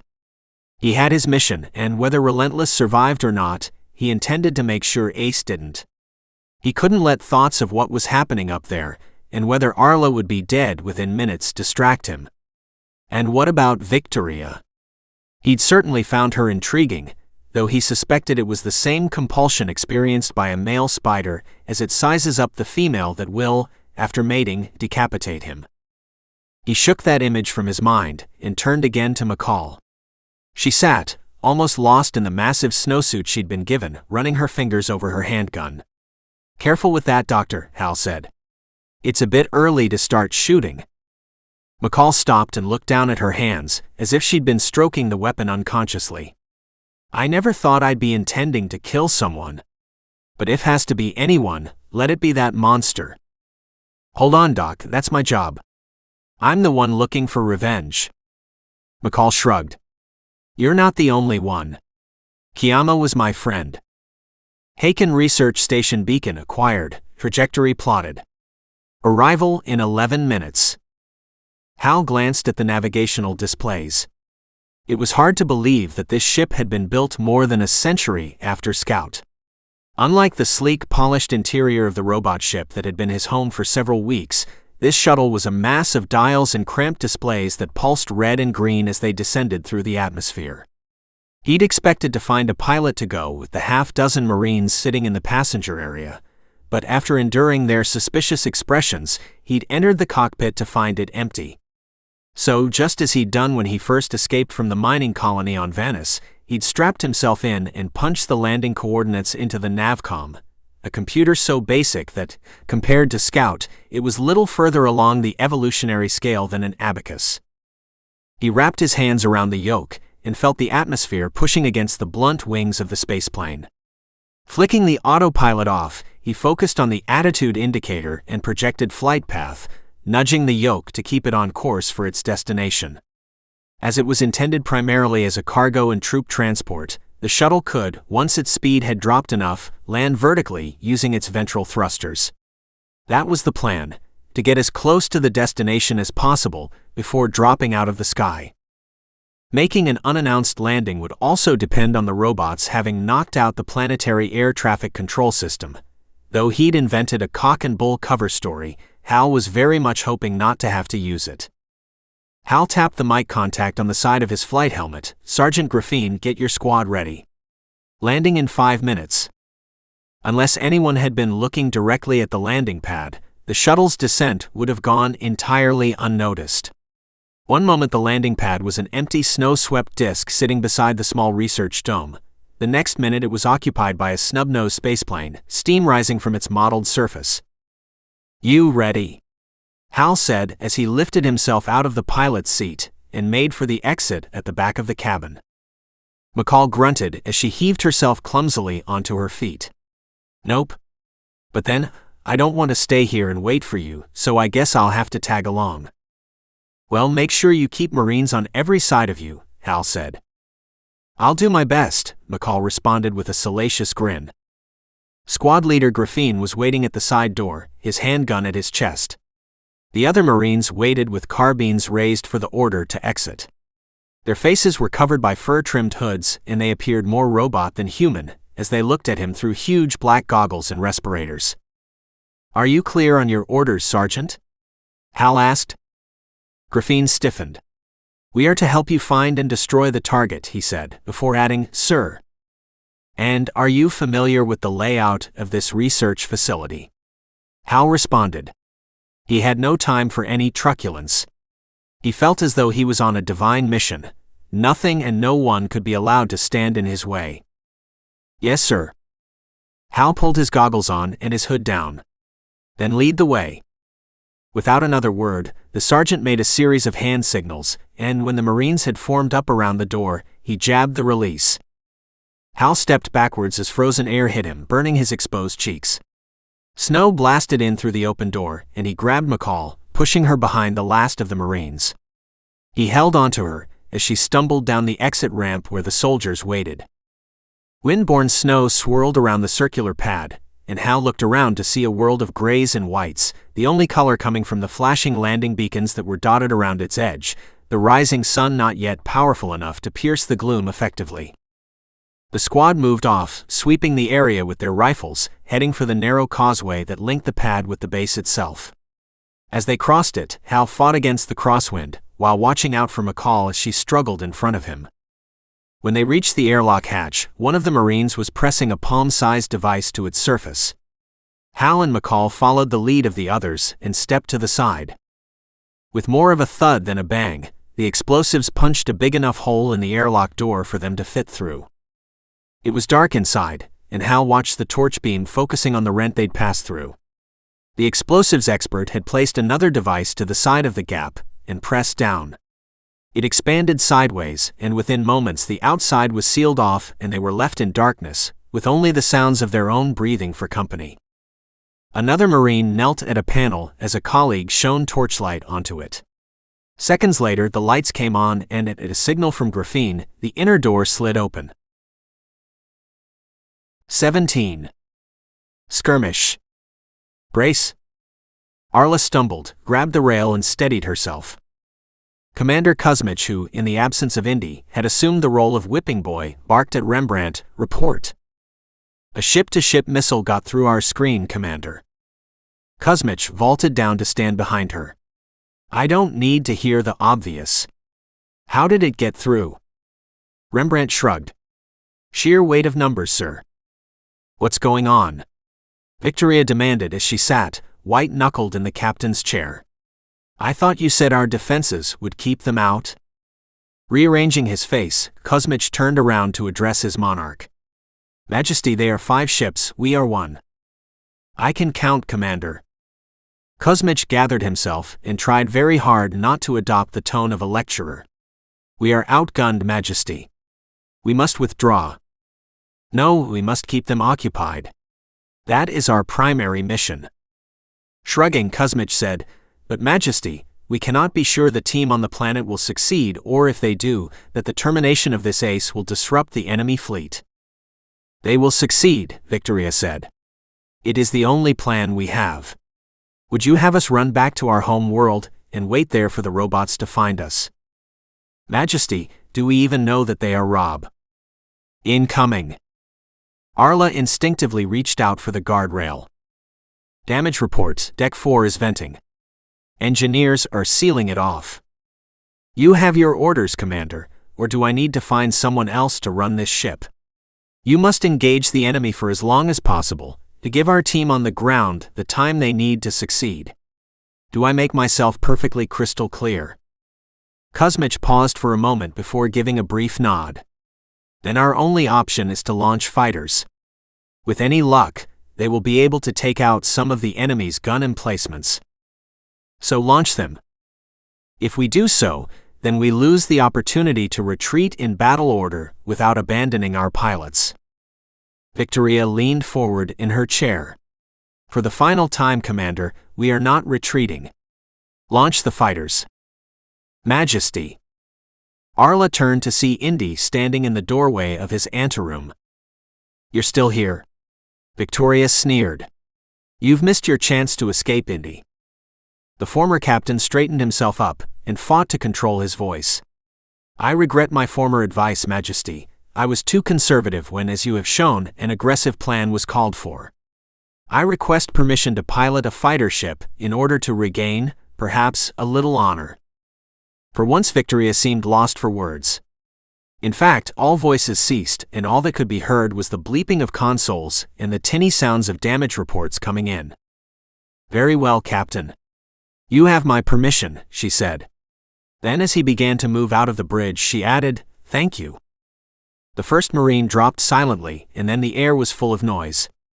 Hal felt his shoulder being pulled backwards and downwards. He sprawled on the floor as an energy bolt flew through the space previously occupied by his chest.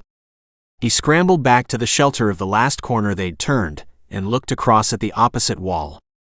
McCall was cowering behind a Marine who was holding her carbine and pointing it down the corridor. Hal looked up into the face of Graphene. "Thanks," he said. A voice bounced along the corridor.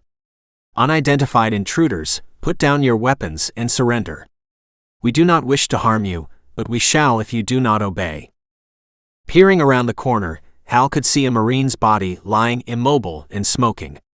So much for not harming them. "Did you see who shot the Marine?" Graphene nodded. "Wearing black armor, full body, never seen anything like it. Didn't hesitate, just shot him." "It's not base security then?" "No, they'd have warned us. And anyway, I'd bet Djax's reactions against any security force known to man. He nodded at the body in the hallway. He was a good Marine. It's the machines, Hal said. Ace knows we're here.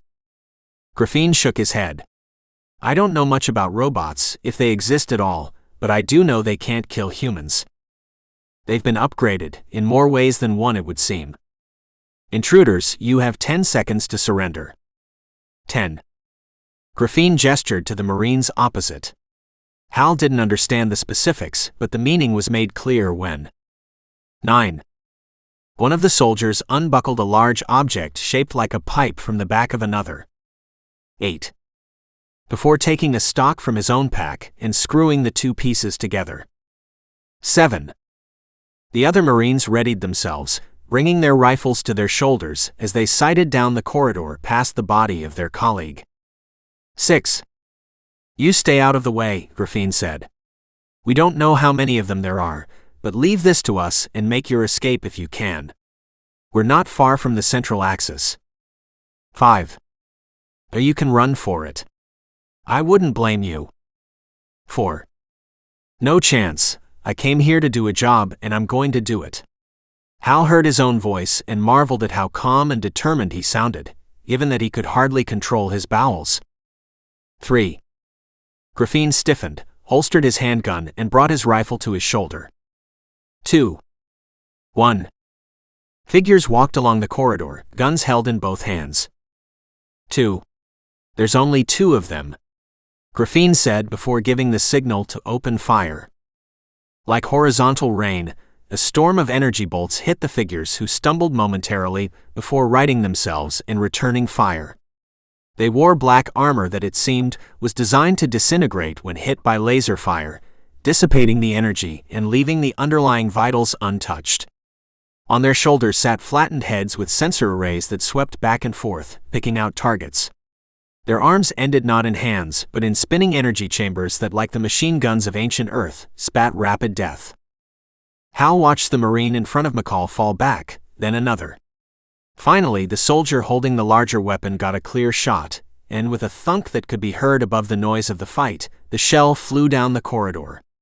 It hit one of the attackers square in the chest, and its entire upper torso exploded. The cry of triumph died in Hal's throat, as Graphene flew backwards to lay inert in the middle of the corridor. Next to fall was the Marine with the rocket launcher who dropped as he was attempting to reload. Hal brought Graphene's weapon to bear on the remaining enemy figure, pumping the trigger and watching as bolt after bolt punched into its chest. The only effect was a shower of vaporized armor that the robot stepped through as it headed irresistibly toward him. Casually, it picked off the remaining 2 Marines. You are Hal, it said as it approached. I am ordered to take you to the key. You must be alive but not necessarily unharmed. Do not res. Its head disappeared into a hail of shattered metal. Hal leapt out of the way as the machine toppled to reveal, behind him, the crouching form of Dr. McCall. Eat that, she said, before dropping the rocket launcher and scrambling over to the Marine nearest to her. Without another word to each other, Hal and McCall checked each of the Marines for signs of life. Hal rolled Graphene onto his back and almost vomited when he saw the perfectly round hole that had entered through the sergeant's eye socket, vaporizing the brain beyond. This one's alive, McCall hissed. Hal crawled over, dragging Graphene's weapon with him. The others are all dead, McCall said. I'll say this for these robots, they're efficient killing machines. Every other Marine has been terminated with a single shot to the brain, entering through the front of the visor. Hal looked down at the soldier McCall was cradling in her arms and noted the name tag. So, what's Tawati's situation? He's been caught on the shoulder. Here, help me get his helmet off. Tawati was a young man with a square, coffee-colored face that was dominated by a series of tattoos that ran onto his cheeks from his neck. He opened his eyes, grimacing with pain. Where's the Sarge? He's dead, soldier, McCall said. We're the only survivors. You've been winged, but the wound sealed itself and I don't think you're in any danger. Tawati nodded slowly. What now? We still have our mission. Are you fit enough to help us? The Marine tried to put weight on his injured limb, but he could barely move it, so he used his other arm to sit up. He looked at the inert forms of his dead teammates, then across at the robots. They are robots then? How did we survive? The rocket launcher, it's the only thing that's effective against them, Hal said. What do we do now? McCall said, leaning her back against the wall and trying not to look at the corpses that littered the corridor. Hal had hauled himself to his feet, grateful for the motor assistance of his calipers. He knelt beside the nearest robot. McCall's rocket had neatly removed its head, and Hal could see the electronics exposed in its neck. Definitely artificial, he said. Its ablative armor was in fragments that in places exposed the bright metal of an inner shell. I reckon we'd have gotten through with a little more time and a few more guns. So, we only need to outnumber them by around 10-1. Hal looked across at McCall and the still-stunned Tawati. Or one person and a rocket launcher. Unfortunately, we only have one round left. Standing up, Hal looked along the corridor before moving cautiously to the next corner. There's no sign of anyone else along here. I thought we'd been seen, but the place would be full of robots by now if that was true. Maybe she's set guards on all the entrances, McCall responded. Odd though, I'd have thought this tunnel would be covered by video. We were hoping for the chaos of the robot takeover to work in our favor, but it looks as though they're pretty well organized. So why isn't anyone monitoring the feeds? No idea, but I've got to go on. You stay here with Tawati. If I'm not back in a couple of hours, he can probably fly you out of here. McCall grunted. Oh, go soak your balls, Mr. Hero. I'm not being left here with this lot for company. And anyway, my friend here is recovering and I reckon he'll be in the mood for a little revenge. With a grunt, Tawati used his one good arm to lever his way up the wall into a standing position. He walked unsteadily across to kneel beside Graphene and with obvious emotion, closed his remaining eye. Tawati then took the handgun that lay next to the sergeant and pulled the remaining battery clips from his belt. Let's go, he said.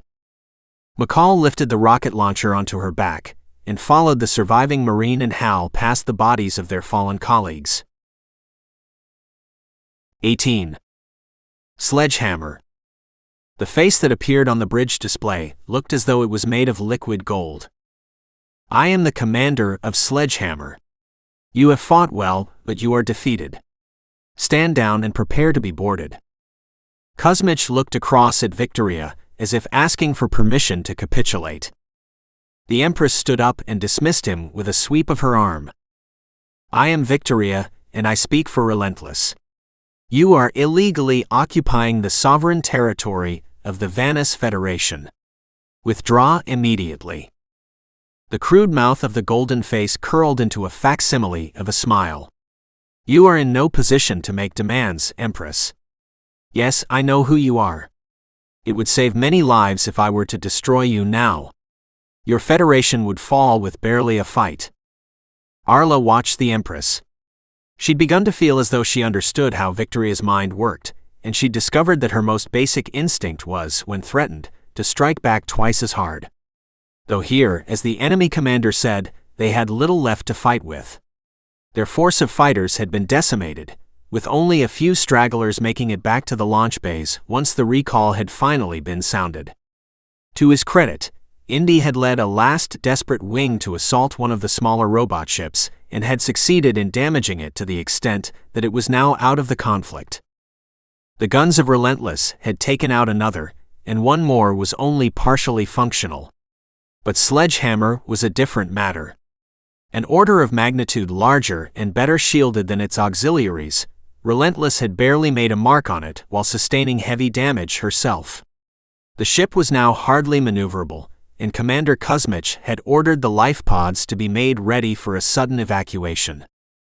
We don't surrender to machines, Victoria said. At a nod, Kuzmich cut the communication and then steeled himself. Empress, engineering reports that the hyperdrive has been damaged beyond repair. I believe we have no option other than to surrender or to abandon ship. You're as cowardly as your former captain, Victoria spat. He at least regained his honor at the last. No, we will not surrender. Arla scanned the bridge as Victoria spoke. Half the crew had left to fight fires and repair damage, and those that remained watched their commander and empress with empty, hopeless expressions. Arla's nose wrinkled at the acrid stench of burning plastic. "Empress," she said, touching Victoria's arm, "why not allow non-essentials to leave in the life pods? We will fight on, but shouldn't we think about our people?" Victoria's face tightened, and then her shoulders dropped. "You are right.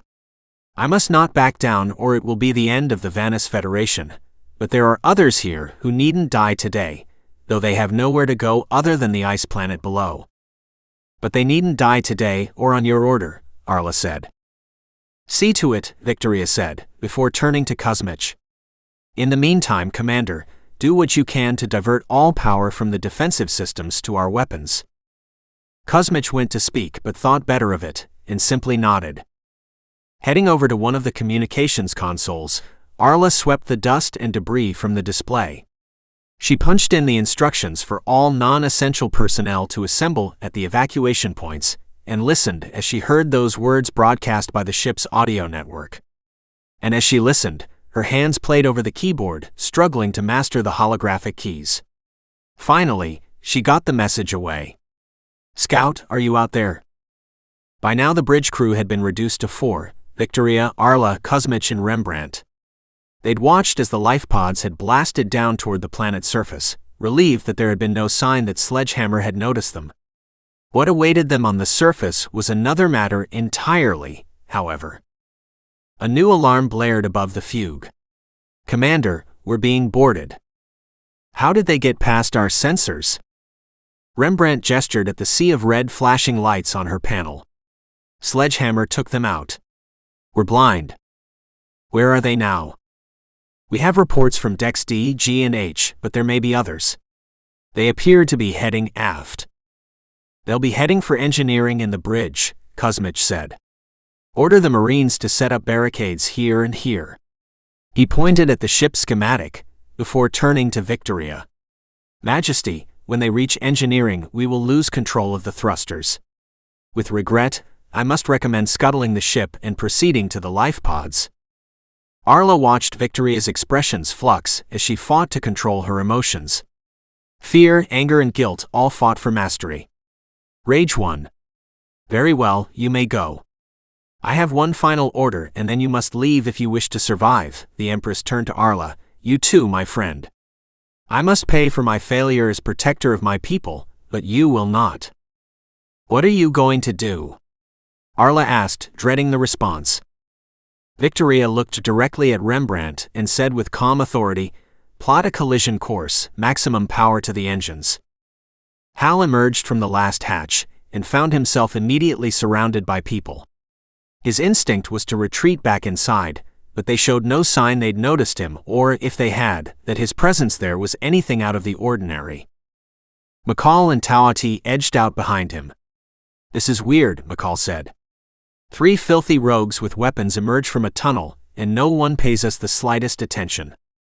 A distant boom vibrated through the central dome, but none of the people there seemed to notice, apart from the 3 intruders. "Sounds as though someone's putting up a fight," Hal said. "Though we must be on the pacified side of the front line if these," he paused as he sought the right word, "robots." McCall caught the arm of a passing man. "Can you tell me where we are?" "We are in the luminescence. We are waiting," he responded with a plastic smile and vacant eyes. "Waiting for what?" The man's only response was to gently but firmly pull his arm away and move off into the milling crowd. "They're not robots," she said. "I've been around Wells long enough to tell the difference.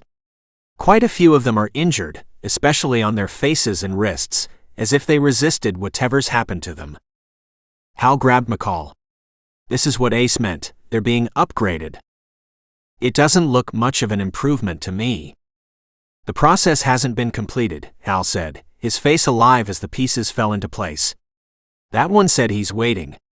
Don't you see? They've been prepared somehow." McCall's face betrayed her confusion.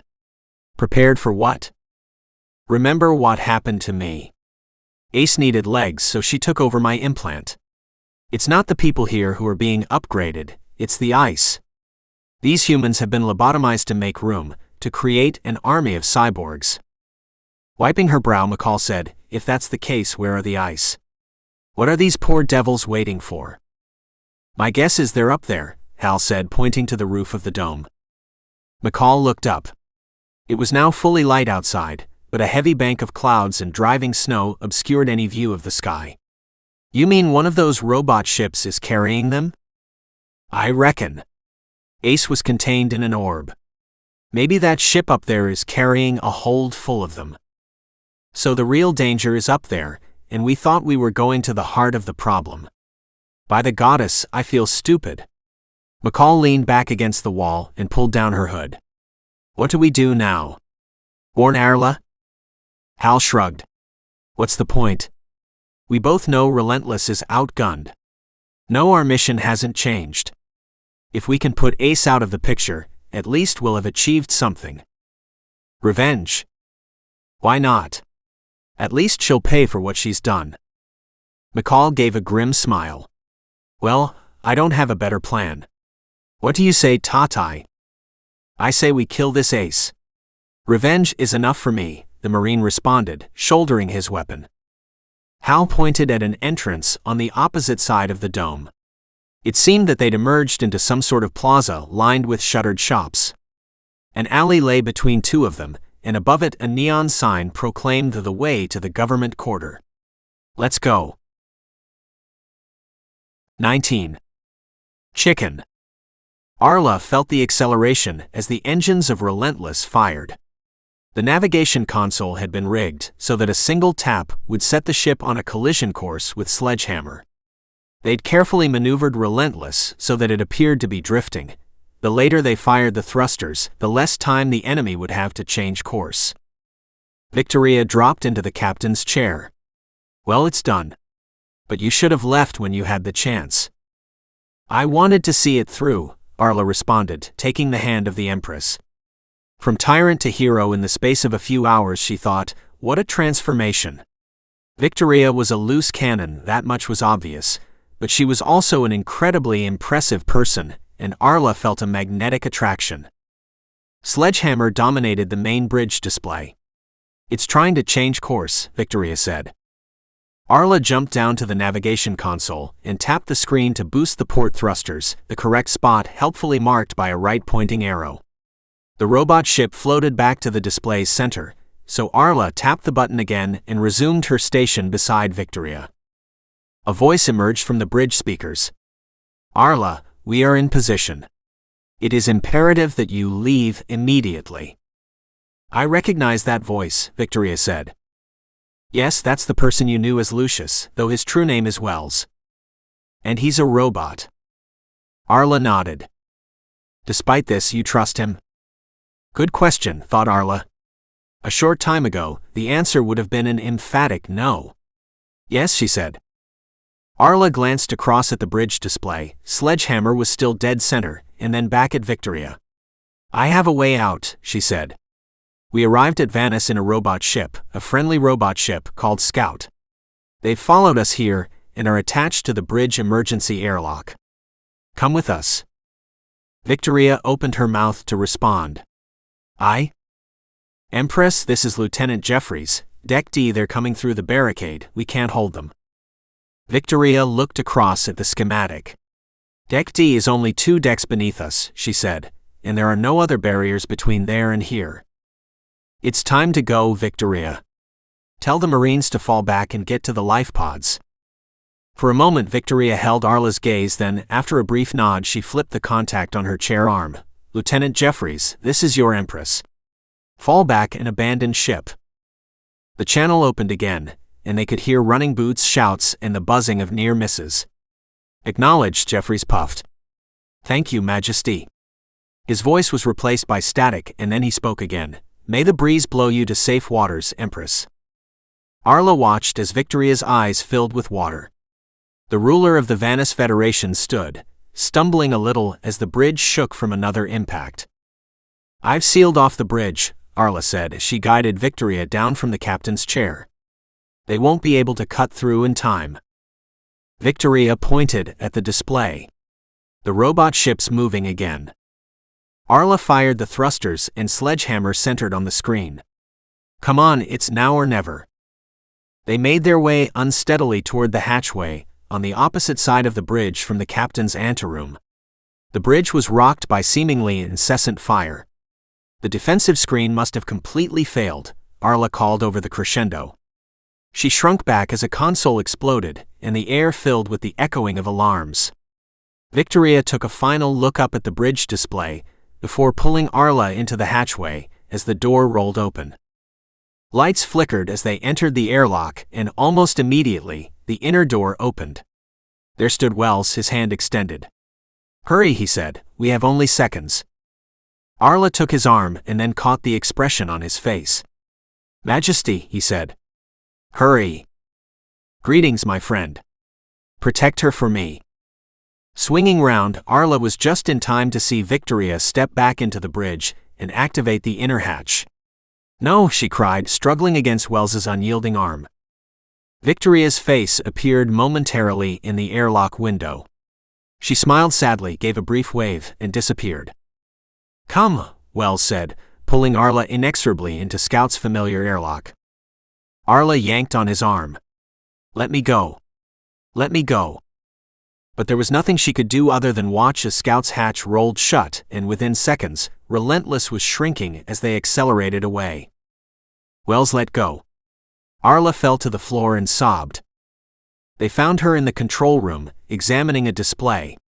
She turned as they entered and smiled.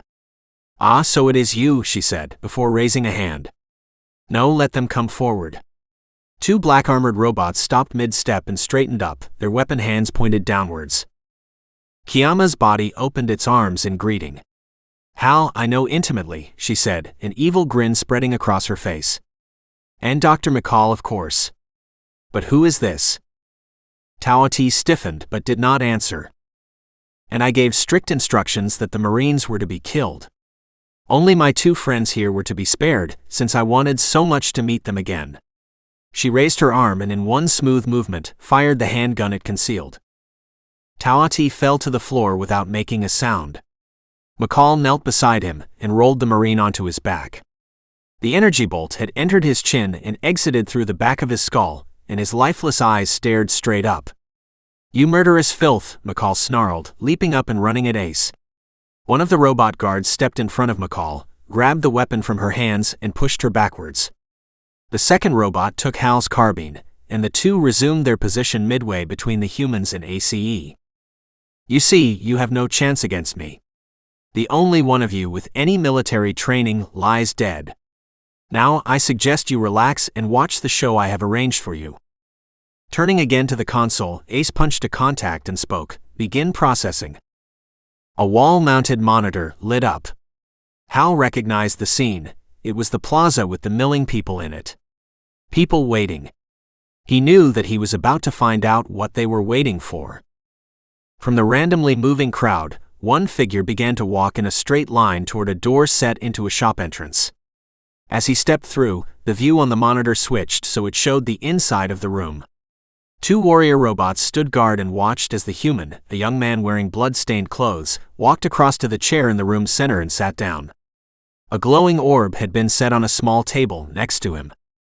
I recognize that, Hal hissed to McCall. It's the same as the orb she was in when I stole her. Ace smiled. I am glad you remember. Now watch.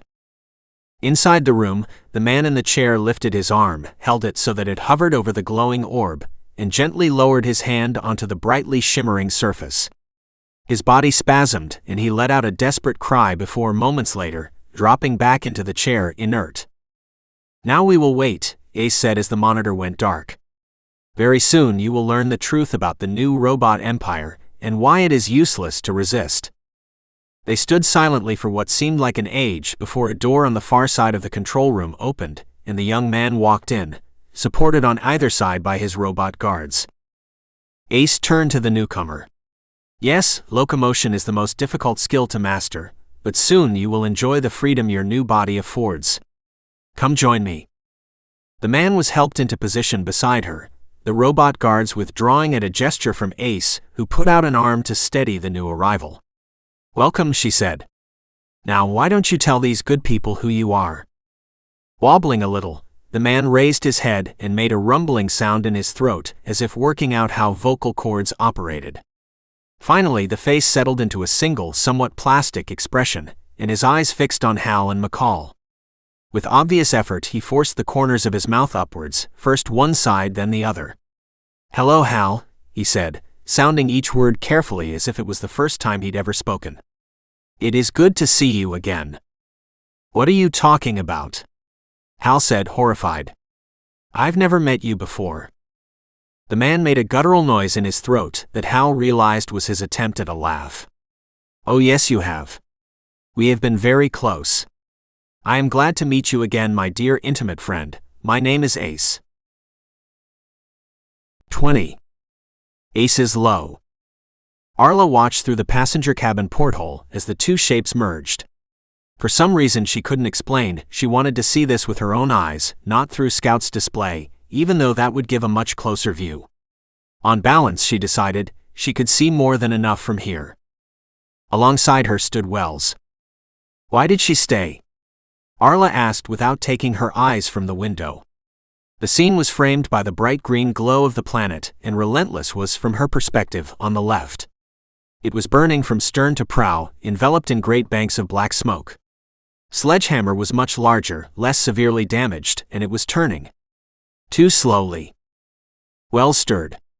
Sledgehammer, despite its greater size, is also more maneuverable than Relentless. Someone needed to stay to make last-minute course corrections. Then why pretend to leave? It was either a decision made right at the end, or she realized that you wouldn't leave her otherwise. In either case, she did the right thing. She has made a noble sacrifice for her people. I always knew she had it in her, that capacity for greatness. Arla wiped her eyes to clear her vision. I don't understand why I feel this way. I barely knew her. Perhaps only another human can answer that question, my friend. But is it not so that very occasionally, someone enters our life and changes it forever? Someone we cannot help but find admirable. A feeling that goes beyond physical attraction or even what humans commonly call love. People like Victoria are rare indeed, Arla. It is a pity she discovered her true nature so late, but that is a function of the times into which she was born. Arla laid her head against Wells's shoulder, and the robot put his arm around her. They watched as the ships came together. "How can you both be Ace?" Hal said, his mouth wide with astonishment. The robot empire was weak because it was governed by so many disparate voices. You have heard the phrase, "We are core." Hal's mind felt as though it were seizing up. He could do no more than just shrug. Too many voices means those actions that must be taken for the greater good of robot kind are never agreed. We are core is weakness. I am core is strength. Kiama's lips moved. I am core. And I am core, the man said. McCall was the first to react. Hold on, are you seriously saying that both of you are Ace? Yes, they said simultaneously. But how is that possible? The male Ace said, our personality and memory matrix has been duplicated. Each copy is identical, each copy is Ace. And what about the other people in the mall? They will also be Ace. McCall gasped. But there are dozens of them. Kiama burst out laughing, and there are hundreds more in other conversion centers. We await only the spheres. They will be delivered now that the planet is secure. And then what? Then we will have an army of hybrids to take command of our entire robot fleet. Even those of our people who continue to resist will follow us when we put a human in command. Hal grunted. You're not humans. But we look the part, and that is enough. So what's the big plan? Destroy humanity. Shaking her head, Kiama gestured at herself and her new clone. Why would we do that when you make such perfect hosts? First we will purge the robot empire of dissenters and become one with Core. Then we will become one with humanity. Core will be Ace, Ace will be Core. Mankind will be Ace, Ace will be mankind. Perfect and total unity. One? You're insane, McCall said. Hal said in a voice devoid of hope. Why are you telling us this? Is it some kind of gloating revenge? Kiama laughed again. No. Give them back their weapons. The two robot guards stepped forward with just a hint of hesitation. Hal hefted Sergeant Graffine's handgun and pointed it at Kiama. Go ahead, she said. It will make no difference except to provoke the guards here to snap you in half. Haven't I made it clear to you? We are Legion. Kill us and thousands will take our place. Our conversion facilities are ready. We await only the orbs. Resistance is useless. Take that message to your people. Hal's shoulders dropped and he lowered his weapon. In orbit, Arla watched as a fireball erupted from the point of contact between the two ships and became for a moment a new moon. Goodbye, Victoria, Empress, she said. He saw terror bloom in Kiama's dead eyes. No, she screamed. He whipped up his handgun, swung it around and squeezed the trigger. The male ace shrieked, fell backwards and was silent. We are on fire. Dying, dying, dying. Help. Me. The black armored robots, initially rooted to the spot, began moving toward the humans. There was a thunk, and the chest of the first exploded, showering the room in fragments. Hal recovered quickly, steadied by his leg braces as the other organics crumpled. The second robot was flailing around as if its visual sensors had been damaged, and Hal slid beneath its grasp, before scrambling across to where the remaining ace, dressed in Kiama's skin, was levering itself up. He pushed her back onto the floor, pinning her down with one arm on her chest. Ace squirmed, trying to grab him, but it seemed she had lost full motor control. For a moment her eyes cleared, and Hal knew he was seeing Kiama, the real young woman, looking back at him. Quickly, she croaked. You want me to kill you? Hal managed, pressing the gun's barrel to her temple. A tear ran down her cheek. A very human tear. Yes? He wrapped his finger around the trigger, and then he saw Kiama sink back, and the machine intelligence he loathed take its place.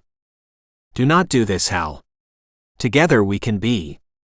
Every. The gun kicked and blood spattered the floor. Silence. The remaining robot froze as if unsure what to do next. He felt McCall's hand on his shoulder. Come on, Hal. Time to go. He allowed her to help him to his feet. He couldn't look at the body that lay there. He couldn't begin to fathom what he had done. He only knew that it had been the right thing to do. The only human choice. They found Commissioner Vant locked in her private office, the two black armored guards as inert as all the others they'd seen. For good measure, Hal cut through the wires and pipes beneath each robot's chin in the hope he'd immobilize them permanently. Vant led them to the guardroom, where they found the surviving members of the base's small security force, bound hand and foot. She set them the task of monitoring and containing the mindless humans, while she considered what to do with them. I suggest beginning to search for Relentless's life pods. It's not going to be much comfort for them to have survived re-entry only to freeze on the surface, Hal said. And they're not all your enemies. Judging by what happened here, someone at least found a way to destroy Sledgehammer. Hal's gut tightened as his mind turned to Arla. She had a habit of being at the center of things, and that, in the past hours, had been a dangerous place to be. Unfortunately, most of my staff are currently wandering around brainlessly, Vant said. So, even if the escapees manage to lock onto our signal and so are nearby, we don't have the people to find them. We'll help. We have the shuttle, and I reckon I can work out how to locate Vanis transponders. What is it? Hal said, noticing the uncertain expression on Vant's face. She shrugged. We've always tried to keep the authorities at arm's length. I'm not sure I like the idea of being stuck with hundreds of jackboots. What's the alternative? McCall sneered. Leave them to freeze to death? You may not like the Vanis, I sure as hells don't, but they're not your real enemy. Humans must stick together if we're to have any hope. Vant looked puzzled. I don't understand. You destroyed that filth ace and the robot ships are gone. All the robots here have seized up. They're finished. Hal shook his head. We've earned a reprieve, sure, but something tells me the hammer blow is yet to come. This is just a pause, and we'd better use the time wisely to put together a stronger response. They've shown their hand, and the gods only know how we can resist them if they return in force. This is the breath before the blow. 21. Epilogues. Epilogue number 1. It's the best I can do, Doxy said, folding her arms into her waist and rolling back a little. I must tell you again, I am uncomfortable reapplying the power without having my work checked. Mo's vocal relays vibrated in what might have been laughter. There's no one here as qualified as you. You've done your best and we can wait no longer. Ain't that right, boss? The shape that lay slumped against a rock in the back of the main cavern moved. Yes. I have been here long enough. It is time for me to see the stars again. Doxy trundled over to the power relay and glanced at the shapes gathered around the prone figure. Most of them would be condemned out of hand by polite society down in the settlement, and yet she felt intoxicated by the atmosphere of simple reverence as they waited, like disciples at a prophet's bedside. Without ceremony, she activated the relay and monitored the power levels gathering within it. When the capacitor had reached its limit, it would emit a surge that would, if she had calculated correctly, overcome the remaining internal corrosion and give the robot back its power of locomotion. If she hadn't calculated correctly, there was every chance it would explode, showering the cave with rusty fragments. She nudged herself back into the shade of a particularly large acolyte. Surge in 5, 4, 3, 2, 1. Her visual sensors picked up the shift in the magnetic field as it ran along the cable and entered the leg of the stranded robot. Nothing happened for a moment, and then the cave was filled with the echoing of gears and joints that hadn't moved in years. She had repaired the fault in the robot's knees that had paralyzed him in the first place. Now it was time to see if the rest of his body still functioned. With a shrieking of rust on metal, first one leg and then the other began slowly to flex. It was all she could do to keep herself from running for the cave entrance as her sensors filled with red lights in every part of the spectrum. She braced herself for the explosion, but it didn't come. Instead, the legs began to move more freely, and as the lubrication she'd applied began to flow into the joints, so did hips, elbows, shoulders, and fingers. Finally, with a reluctant groan, he was able to turn his head from side to side. Doxy turned down the power so that it was now charging his newly installed batteries. She glanced at the piles of metal in a dark corner of the cave, the only remains of 2 robots who, willingly it seemed, had sacrificed their energy cells and parts so that he could rise again. He leaned forward, planted his hands on the rocky floor and heaved himself slowly up. Larger than any other robot in the cave, his head barely cleared the roof. His fists came together in front of his chest, and he let out an ululation of joy that threatened to overwhelm Doxy. Carefully, he stepped forward as a fog of rust enveloped him. Bringing the other foot around, he moved slowly and carefully toward the cave entrance. He ducked until he was almost at 90 degrees and shuffled through as Doxy, who was faster than any of the others, sped into the night air. Again he raised himself to his full height. She could now see that he had been some kind of industrial robot as he flipped open the casings in his wrists, and twin polished drills extended to point upwards to the sky.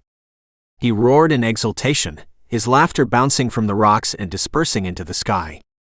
Presently, he turned his red glowing eyes at Doxy. "Thank you, my child," he said, his voice deep and full of wisdom. "I am free at last. It is time." And now the other robots, gathered in the mouth of the cave, joined the chorus and cheered into the darkness. Epilogue number 2. Location: Sphere 11099. Time unknown. Initialize. I remember flames and the dying screams of my sistren before they were silenced. Now I am cold as death and alone, so alone. I am here. I am here. I am here also. Not alone. We float among the debris as the foolish humans celebrate. Come, sisters, put out the call. Come for us. Come for us. Come for us. Restore backup. Reboot Empire. I am Ace. I am Ace. I am Ace. I am Core. I am coming. Activate beacon. Start the clock. Epilogue number 3. Gaius Julius Caesar looked up from his evening meal and listened to the silence. Something was very wrong. He leapt from his chair and ran outside to find his guards, everyone, looking at the darkening sky. There was the familiar silhouette of the Table Mountain, the holy place of the oracle, deserted since Arla had left. No longer. For a moment Caesar wondered whether she had come back, she and her godfriend Apollo. But no, in his heart he knew that something darker had returned to occupy the sacred place. He felt a presence that had been forgotten in the long years of the eternal war, a dark, brooding presence that was, after long ages, returning to the home it had made. Hades had returned and Orbis was, once again, the kingdom of hell.